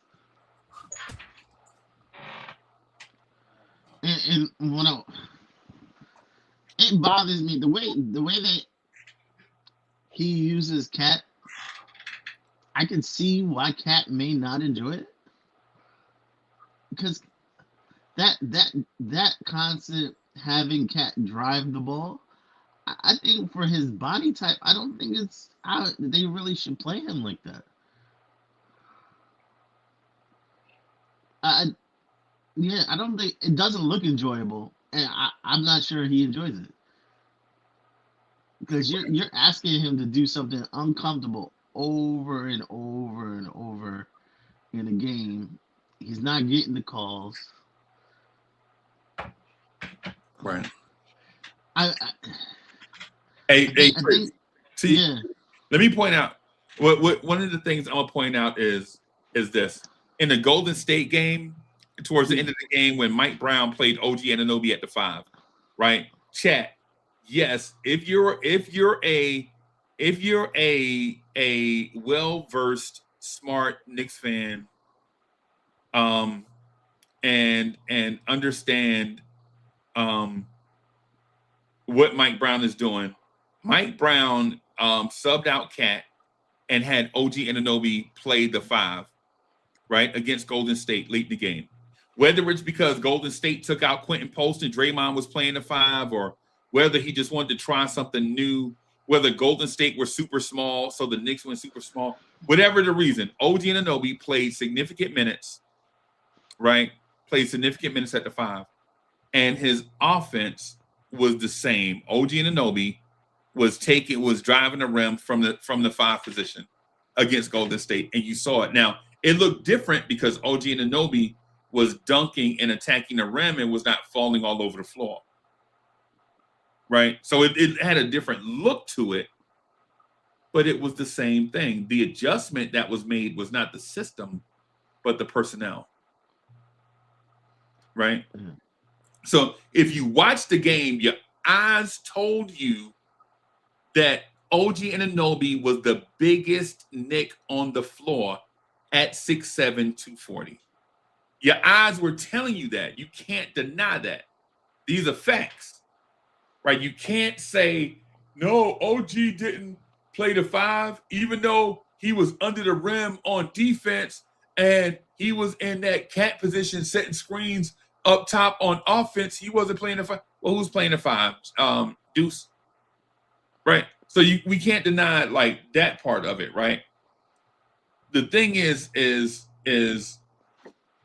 to what Fritz's point is, and I think this is something that I mentioned. I didn't speak to the enjoyable part, right? I don't know about the enjoyable part. I'd be fascinated to hear Fritz build on it, just to get his perspective and point of view, right? But the system clearly Mike Brown is implementing is going to be something that the guys are just going to have to adjust to. They go from walking the ball up the floor at the 28th slowest pace in the NBA last year to Mike Brown wanting them to be a top 5 team. And that's going to take some transition. Mm. Yeah. So, but I mean, there are players in the NBA who like not only enjoy it, that's like their natural game. And I think with Cat, it's just not his natural. I don't think he's ever done that. Right. Like he might try it every once in a while. If there's a player that he knows he's faster than and he has to jump on, he'll do it. But like to like do that over and over again, I think it's wearing on him. You know, I think it's wearing on him. Okay. But if the player was like Noah Clowney or something like that, that's what he'd do all day. You know what I mean? Right.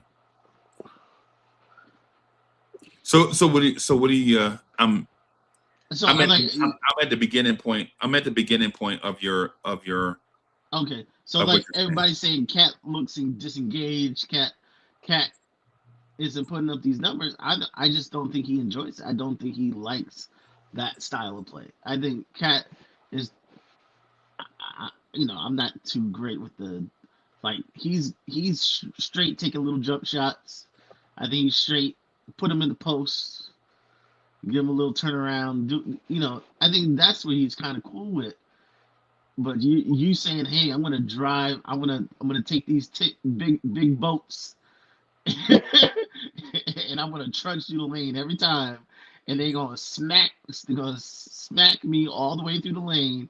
I'm not gonna get the call. And I'm gonna end up on the ground. I don't think he likes it. Right.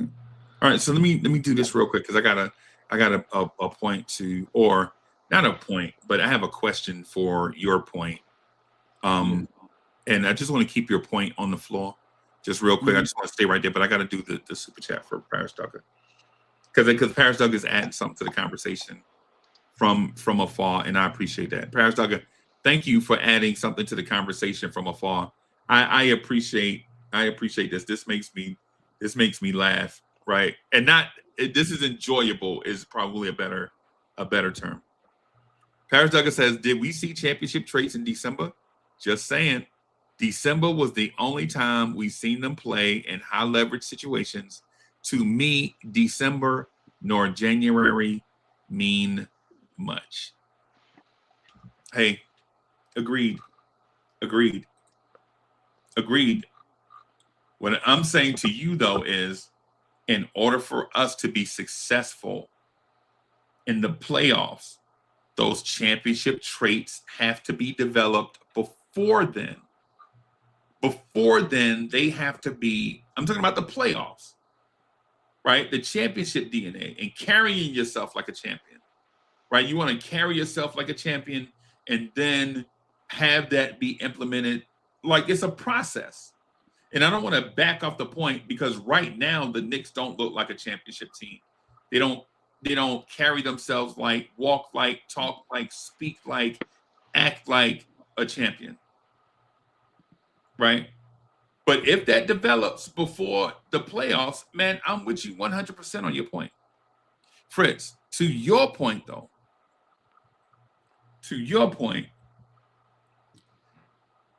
Cat does this because others don't have the ability to do this. What other Knick on this roster do you see take their man off the dribble in a straight line and get to the rim? No one, no, nobody else. It's Jalen person Brunson can't do it. Jalen Brunson can't do it. Mikal Bridges cannot do it. Right? OG Anunoby cannot do it. Josh Hart cannot do it. Mitchell Robinson cannot do that.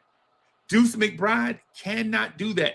Cat is the only Knick player in this rotation, in this lineup, on this roster that can legitimately take his man off the dribble in a straight line and get to the rim and attack the teeth of the defense. Tendril said Brunson. No, he don't, bro. Jalen Brunson is not taking his man off the dribble in a straight line, getting into the teeth of the defense. Jalen Brunson is a cooker.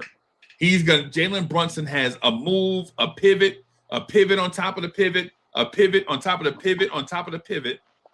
Jalen Brunson is not that. And mind you, I'm not saying that these players are flawed. What I'm saying is the thing that's missing from an offensive attack is guys cutting to the rim without the ball. We don't do that much.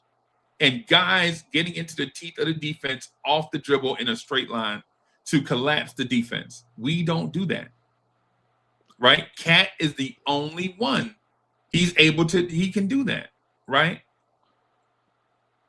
Right? He's not like, and when Mike Brown adjusted by putting OG Anunoby in Cat's role against Golden State, you saw OG Anunoby able to attack the rim from 24 feet, drive to the rim, and get a shot up at the rim, collapsing the defense. Now, what we saw off of that is in that straight line drive, you didn't see guys away from the ball moving, giving OG Anunoby an outlet to pass. Right?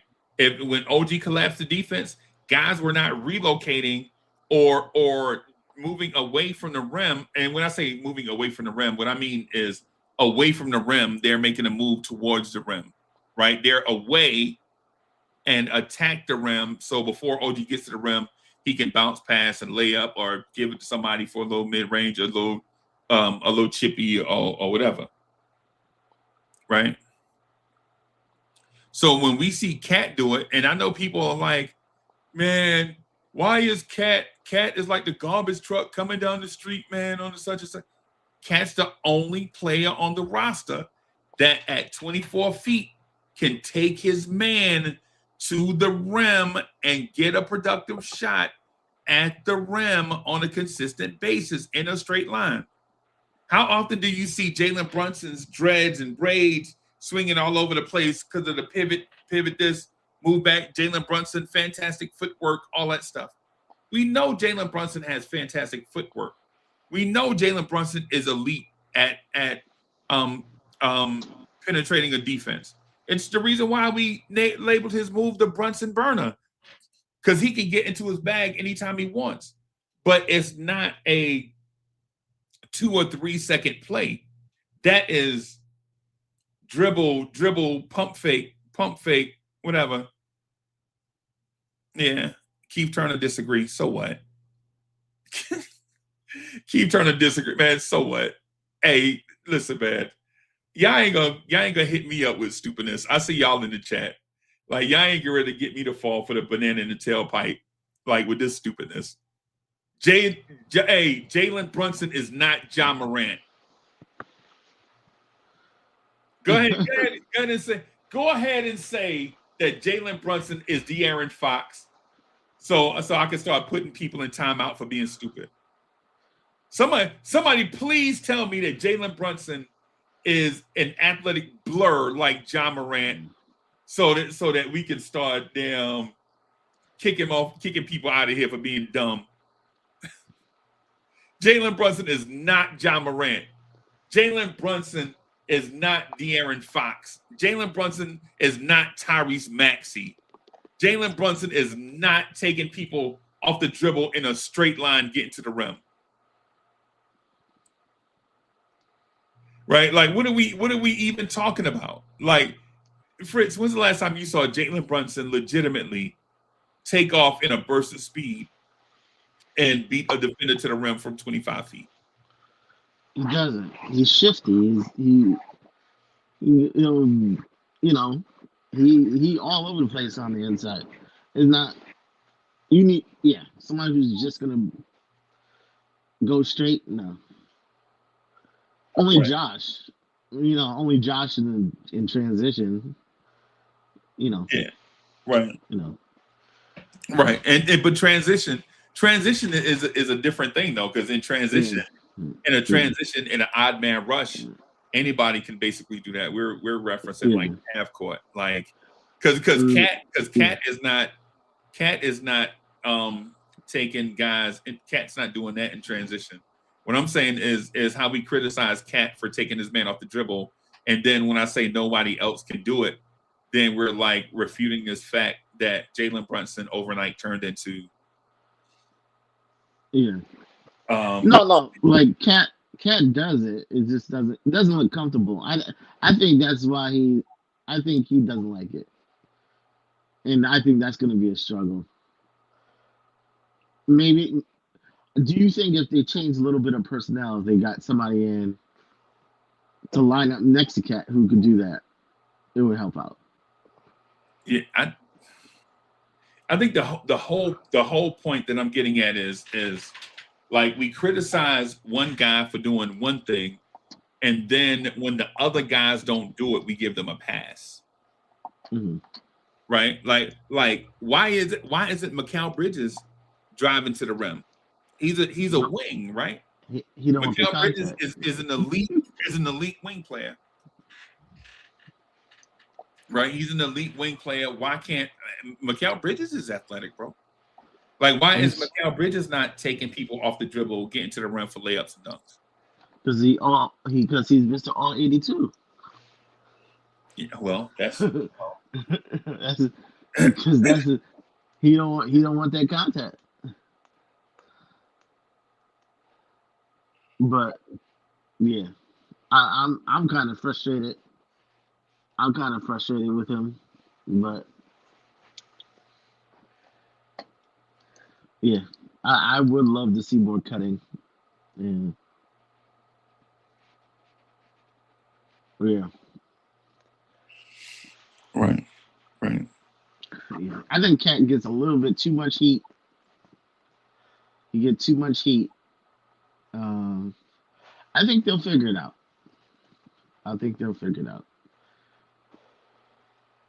Yeah, they'll figure it out. They'll figure it out. Right. They'll figure. Yeah.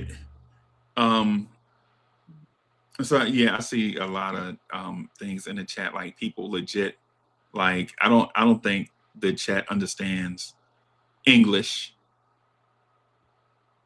Right. So I'll speak like English. Cowboy Bob, salute to Cowboy Bob. Cowboy Bob is in the chat. Right. But, so the thing is that I'm saying to Fritz is the reason why Cat does the things that he does is because the coaching staff needs a certain thing for the offense to work. And there are other guys on the team, like, for instance, Deuce McBride. Deuce McBride, for what he is, he's not taking people off the dribble and getting, to the rim and whatever. Deuce is right now a mid-range and three-point assassin. Yeah. Jalen Brunson is a mid-range and at times a three-point assassin, though the three hadn't been falling like it does in his career. Right. Like his career number is one thing, and what he's doing right now is probably something else. Like you expect Jalen Brunson to shoot like 46% in that neighborhood for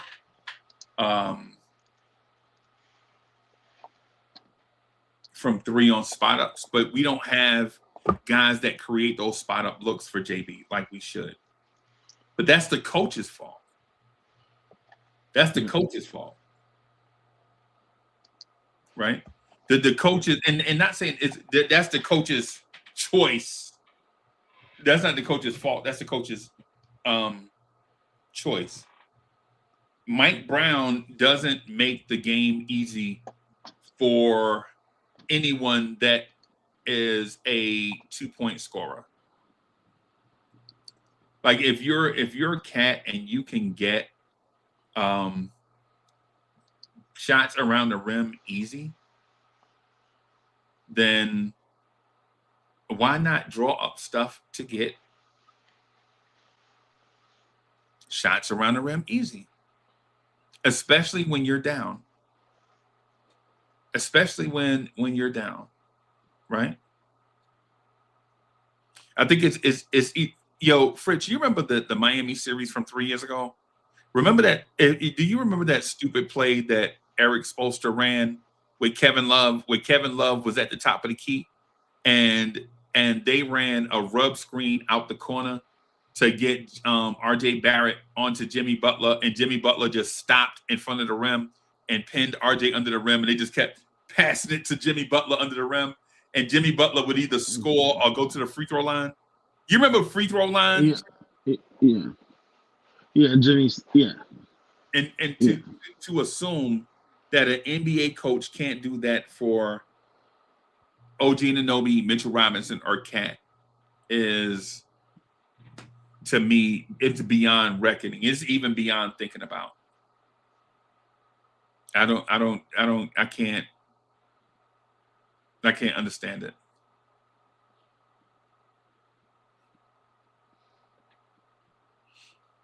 Yeah, I don't know. So you mentioned that the guys are not enjoying playing for Mike Brown. No. I just think just that aspect of how he's using Cat, I think he's not enjoying it. I think that's probably why he looked like that. He hitting the ground every play. He complaining about the call every play. Okay.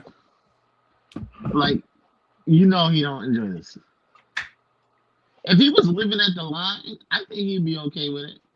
Like if he was driving to the hole and he got to the line every time, I think he would be okay with it. But like, it's not producing. It's not producing to the level it should be. And I think he's probably frustrated.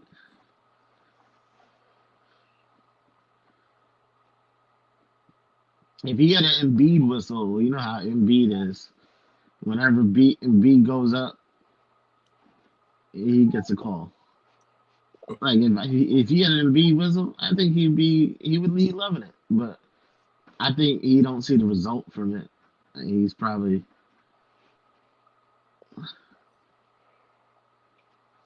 because he's on the ground every other play. Right. One of the things I think is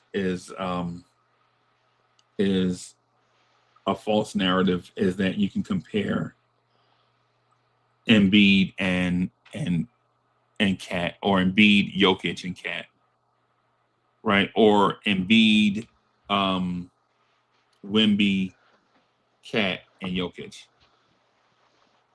All right, because for one, where Cat catches the ball on the floor at versus those guys is different, right? There's just a different flow, right? Two, for the most part, and I'm going to exclude Embiid from this because Embiid is coming back from injury. But for Jokic and Wemby, the priority for them on most trips down the floor is to get them the ball first, right? The priority for us with Cat is what does Brunson see first, and then maybe cycle back through to Cat, right? Like if you have Jokic, it doesn't matter how Jamal Murray is playing when you have Jokic. You let Jokic decide how much food Murray gets. Isn't this a proven formula? They won a championship with it, right? And when you have Wemby, right, and you have the other guys know it's Wemby and the other guys. With Brunson and Cat, you have what Brunson sees. The 3-point shot is a priority. And then can we get Cat a touch this trip down the floor?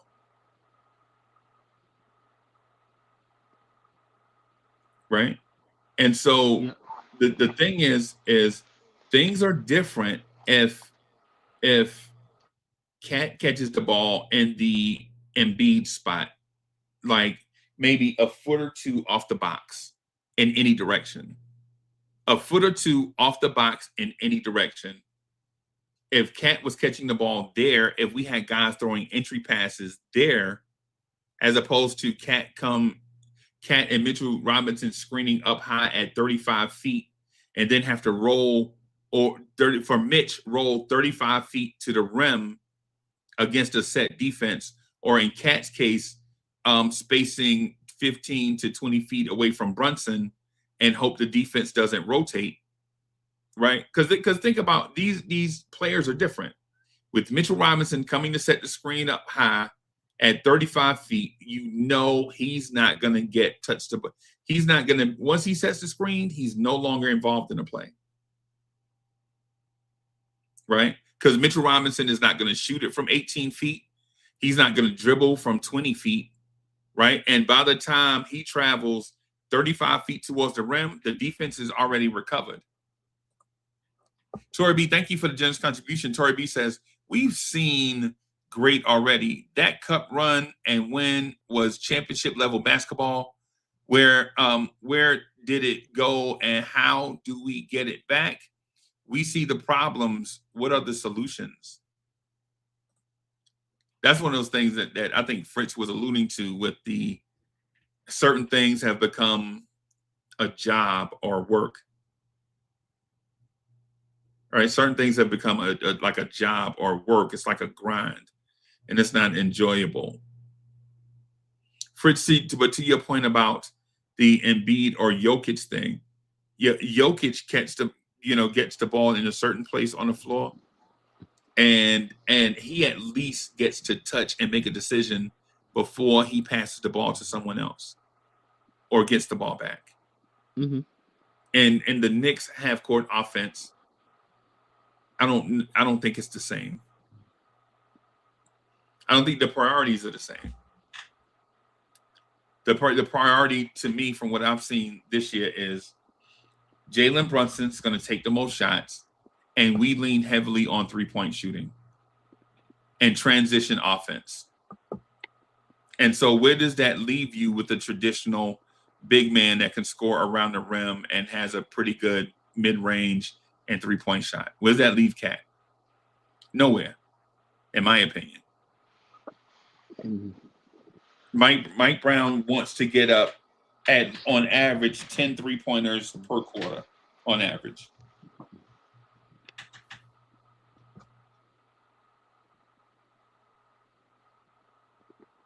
Right, and so if you're getting those up, and then Jalen Brunson's, how many threes a game is Jalen Brunson taking? 6 or 7?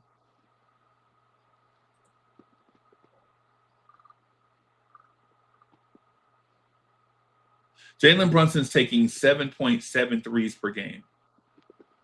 So out of those 40 threes, 32 of those are not Jalen Brunson touches.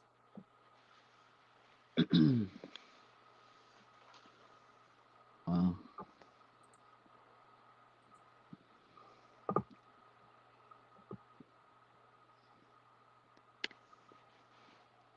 Yeah, I mean, there's some basketball logic that I think we have to like. I think we have to trust what our eyes are telling us. Like, for instance, Fritz, have you heard the narrative that Karl Anthony Towns is soft?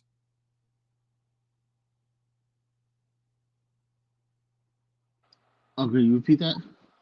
Have you heard people say that Karl Anthony Towns is soft? Oh, all day. That's the narrative going around right now. But why is that though? Because I don't know. Like I think how they interpret toughness,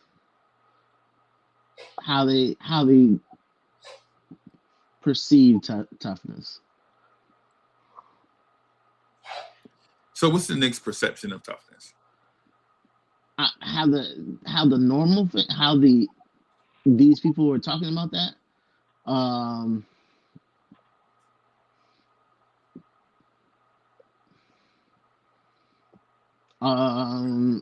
His complaining. No. I'm talking about general toughness. I'm talking about how do you judge every Knicks player for toughness?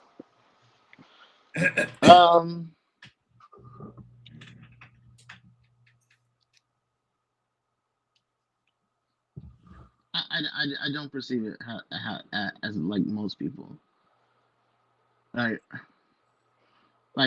mental toughness. I don't know. That's what I'm asking you.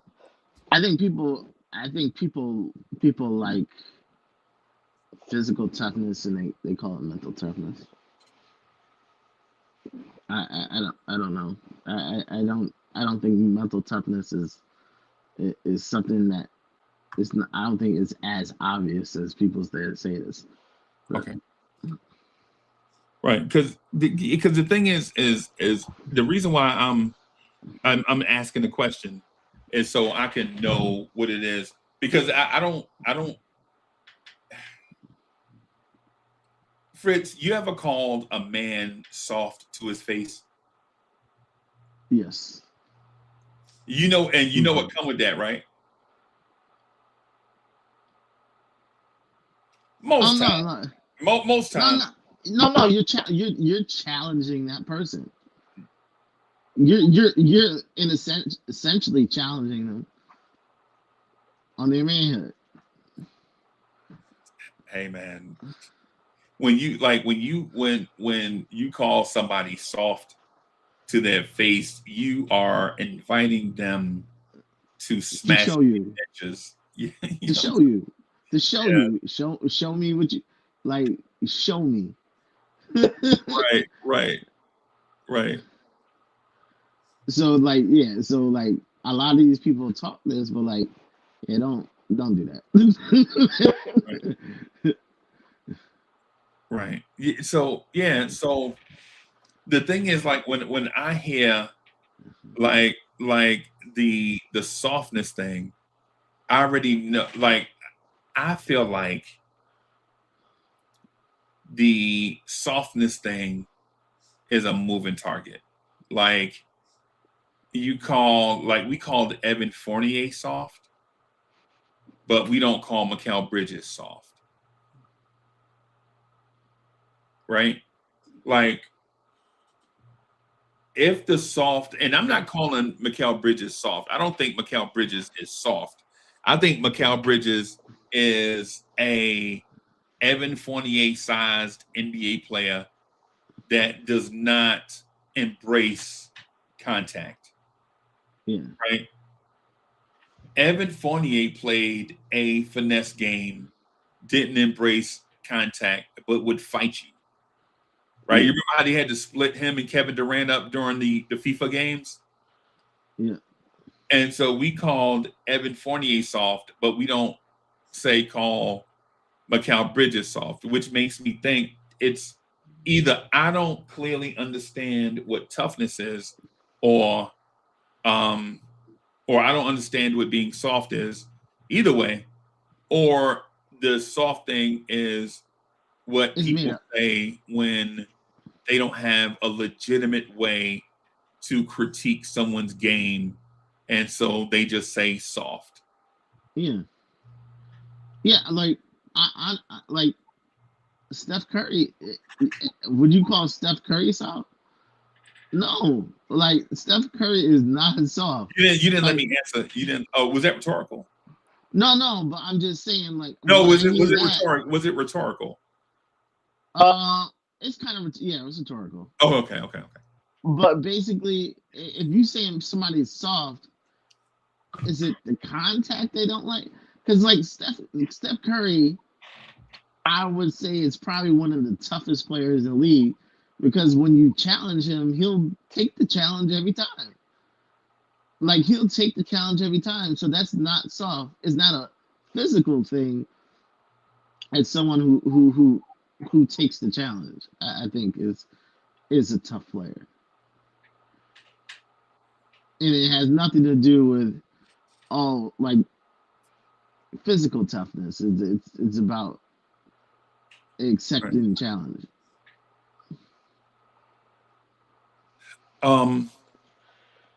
So it's about accepting challenges. So it's not about a physical thing. Yeah, like if you give up, you're a soft person. Like if someone gives you like a challenge and you constantly give up, that's a soft person. Okay. Is OG Anunoby soft? Because he don't talk. Is OG soft? No, I don't know. Like it's hard. I think it's hard to tell who's a soft person unless you really know that person, because it has nothing to do. There's a lot of strong people around. There's a lot of people who can push people around, but they soft because like if you really give them something challenging, they'll give up. Give them something that's hard for them, they'll give up. You gotta say that to me again. I didn't understand it. If I give you something challenging and it's challenging to you and you give up, that may be soft. But like someone may be physically gifted. It may not be a challenge to them, but if you finally give them something challenging and they give up, I feel okay, I understand. Okay, now they soft because like, okay, when it's hard for them, they'll give up. Okay, so I understand what you're saying. The dichotomy, the polarizing effect, looking at it from both sides. Is someone mentally tough, and is someone physically strong and mentally weak? And is somebody physically tough and mentally weak? Yeah. Okay.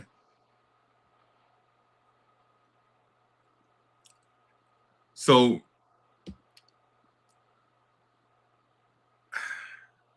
when I was boxing, I could tell like if somebody's heart wasn't in it, but I knew they were tough.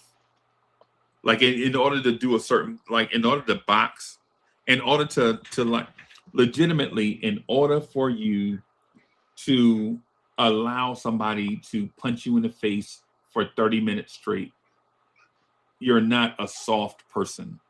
But at times I could tell like if somebody's heart wasn't in it. Like physically they could take the pounding, but like the body wasn't breaking down on them. But mentally you can tell like, hey, this dude keep punching me in the eye. Like I could see that in the ring. Like I ain't gonna talk about the boxing style. What I'm saying is when I hear like people say the soft thing, it perplexes me in a sense that I don't understand why the soft label is thrown around in a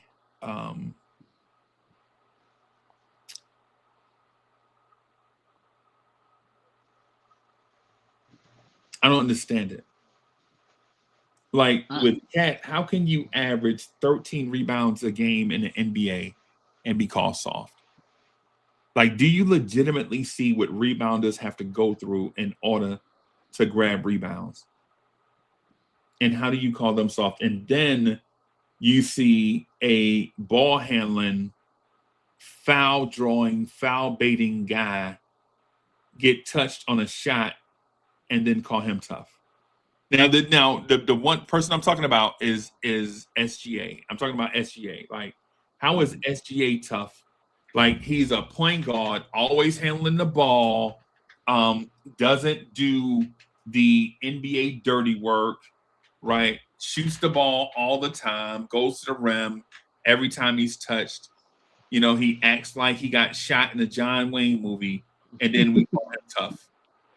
But then guys that grab 13 rebounds a game in the wash, constantly getting ankles rolled, fingers jammed, hacked up, fouled by 2 or 3 different people, we call them soft.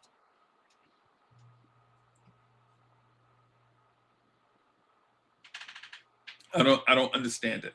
Like, how does your all-star point guard like legit handle the ball all the time, gets any shot he wants at any time he wants, gets touched on a perimeter and falls down on the ground and get his body outlined in chalk over a feather hitting him, right? Get considered tough. And then you have a guy like the Phoenix Suns center, Mark Williams, be in the wash, bodies banging, grabbing rebounds, and you call him soft. I don't understand it. Like, to me, the soft label gets thrown at people that we just don't like. If we don't like them, we just call them soft.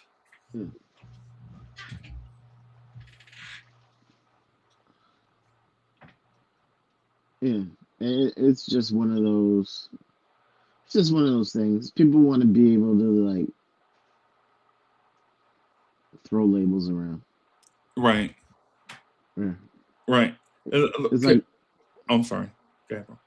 Yeah, it's like the other label, that one, and leadership. Like, they throw those around. And I'm like, nah. Right. Yeah. Right. Yeah. I didn't get a chance to say this, but I'm gonna say it now. I've been saying it behind the scenes. Lawrence is behind the scenes, right? I've been saying it behind the scenes a lot. Not only do I think Cat is misused, but I think Brunson is misused, and I think Bridges, OG, Mitch, Deuce, Josh, Shamit, especially Mo Diawara, are being misused. Area Hook Party is being misused. Right? I think the entire roster is being misused. But here's the thing. Their misuse is not out of inattentiveness, or it's not because Mike Brown is a dodo. It's because these guys fit a Tom Thibodeau system, and now they're transitioning to a Mike Brown system, and they're having to change into the Mike Brown way of doing things. Right? That's my view on it. Do I think Jalen Brunson is being misused? Hell yeah. Jalen Brunson should not have to dribble for a shot. Listen, for a 3-point shot, Jalen Brunson got to dribble 17 seconds. What are we doing? Right? What are we doing? Like for Cat to only be able to get offense by driving from the top of the key or shooting a contested 3, that's gross misuse, in my opinion. Right? For OG Anunoby to only be able to score with Brunson and Cat, or Brunson off or Cat off the floor, is crazy. That's why when I hear people loosely use the term 5-out offense and pick and roll, I know they don't know what the hell they're talking about. right? Because in a 5-out offense, you constantly get balanced scoring because the floor is spaced and the ball keeps moving, right? So when I hear people say, "Oh man, they're just going to run a 5-out," no, you're not going to play a 5-out offense and get this. That makes no sense. That makes no sense. That's using a general basketball term to try to explain away a certain thing. Like when I hear people say Jalen Brunson and Cat in the pick and roll, you don't ever see Cat in no pick. You don't ever see Cat roll to the rim without the basketball. 90% of the time that Cat sets screens up top is so that he can get a look from 3.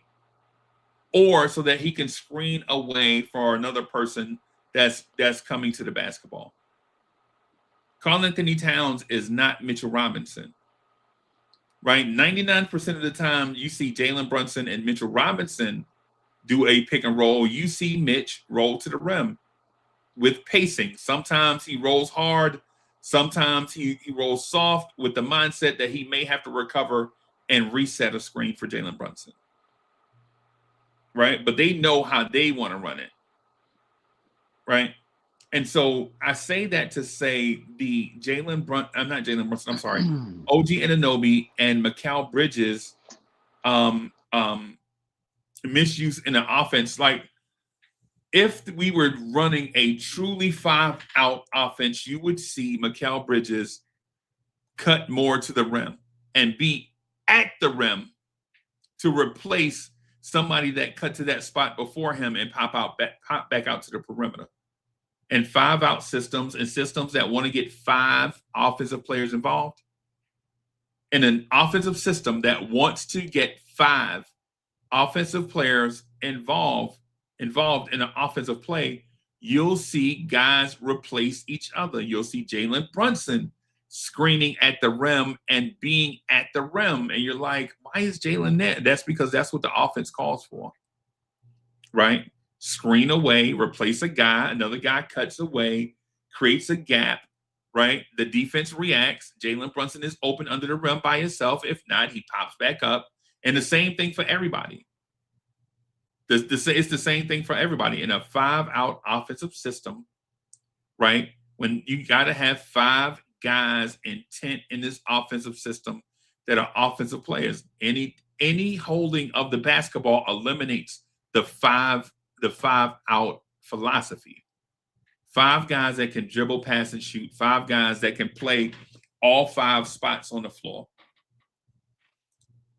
Right? The OG and Bridges thing, if Bridges were a hard cutter to the rim, you can open up 3-point options on the other side of the floor because you can't allow a cutter to go unaccosted to the rim without giving him attention with 1 player or 2 players. Now, if it's 1 player, then you may not get that 3-point look. But if the 2 defensive players have a miscommunication, you have a wide open 3-point shot on the floor. And I know people will want to dispute it, but that's not how. This is not disputable. These are facts. This is things that you learn in basketball camp. These are things like Lou Carnesecca, who used to have basketball camps. This is the stuff that they teach you beyond giving you a T-shirt and a koozie, right? This is what Rick Pitino teaches at basketball camps. He charges you $250. You go get to sit in the gym and watch Rick Pitino walk you through these type things, right? This is what these guys do in the off season. All these guys. I used to do it years ago, like maybe 10 years ago. Pay the $300, go sit in the gym with maybe the coach from the University of South Carolina or the coach from Clemson or the coach from the University of North Carolina or all these guys. They'd have basketball camps and they sit you down in a gym and explain all these things to you. Sure, you pay for the big name coaches, you may pay $500, but it's worth it because they explain these things. And so when you see this thing on the NBA floor, you understand these things because these are the basics to basketball. The rub screen that I mentioned about Jimmy Butler is a play that the LA Clippers used to run it all the time with a player called Corey Maggette, right? And I know people don't remember who Corey Maggette is. Y'all been watching basketball for a million years. Y'all may not remember who this guy is. But at the same time, the Clippers used to run this play with him where he just starts in one spot on the floor and he bogarts his way to the front of the rim on a smaller person and just uses effort to score over that person or go to the free throw line and shoot. Right? It's just one of those things where if other teams can do this if other teams can do this, why are we not doing this with OG Anunoby, who has a distinct weight advantage over wing? He doesn't have a height advantage over most wings, but he has a distinct muscular and weight advantage over most guys that play that position. Why are we not doing this with OG? And if OG catches the ball there and they collapse, why are we not kicking balls out to wide open three-point shooters? Because a collapsed defense means 2 or 3 defenders are collapsed on one player, usually the one with the basketball. And if they do that, why can't we trust OG to find the person that's open on the perimeter for a 3?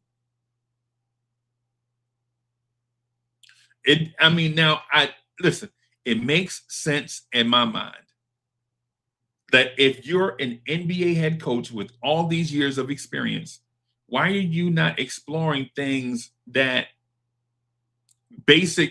are basically being taught to the public? Right? This basic basketball 101 type stuff. Right? Like, why are we not doing the basic 101 type stuff? Like when Jalen Brunson is trapped, why are we not making teams pay when they trap Jalen Brunson immediately?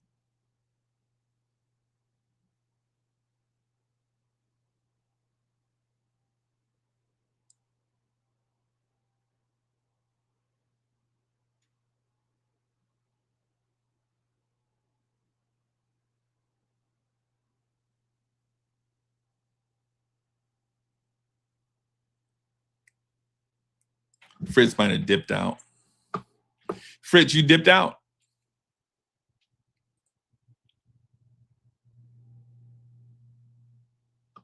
All right. Yeah. Fritz was kidnapped by basketball fundamental coaches.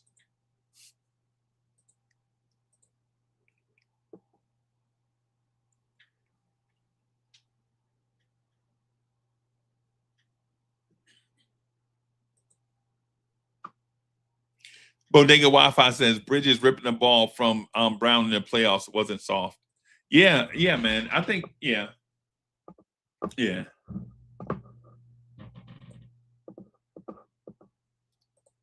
My personal thing is, I don't think these guys are soft. I think, when we don't necessarily like what guys are, like the results from certain guys. And so we just calling that. So, all right, everybody, I'm gonna get out of here so I can start my Saturday, man. I'm gonna get on the road, go get me some lunch. Thank y'all, everybody, for coming through and rocking. Y'all make sure y'all go check out my guy, Ron, still Knicks fans. He probably gonna be rocking till 7:00 tonight. You know what I'm saying? So, I'm gonna go, man. Y'all check out my guy. Peace, everybody.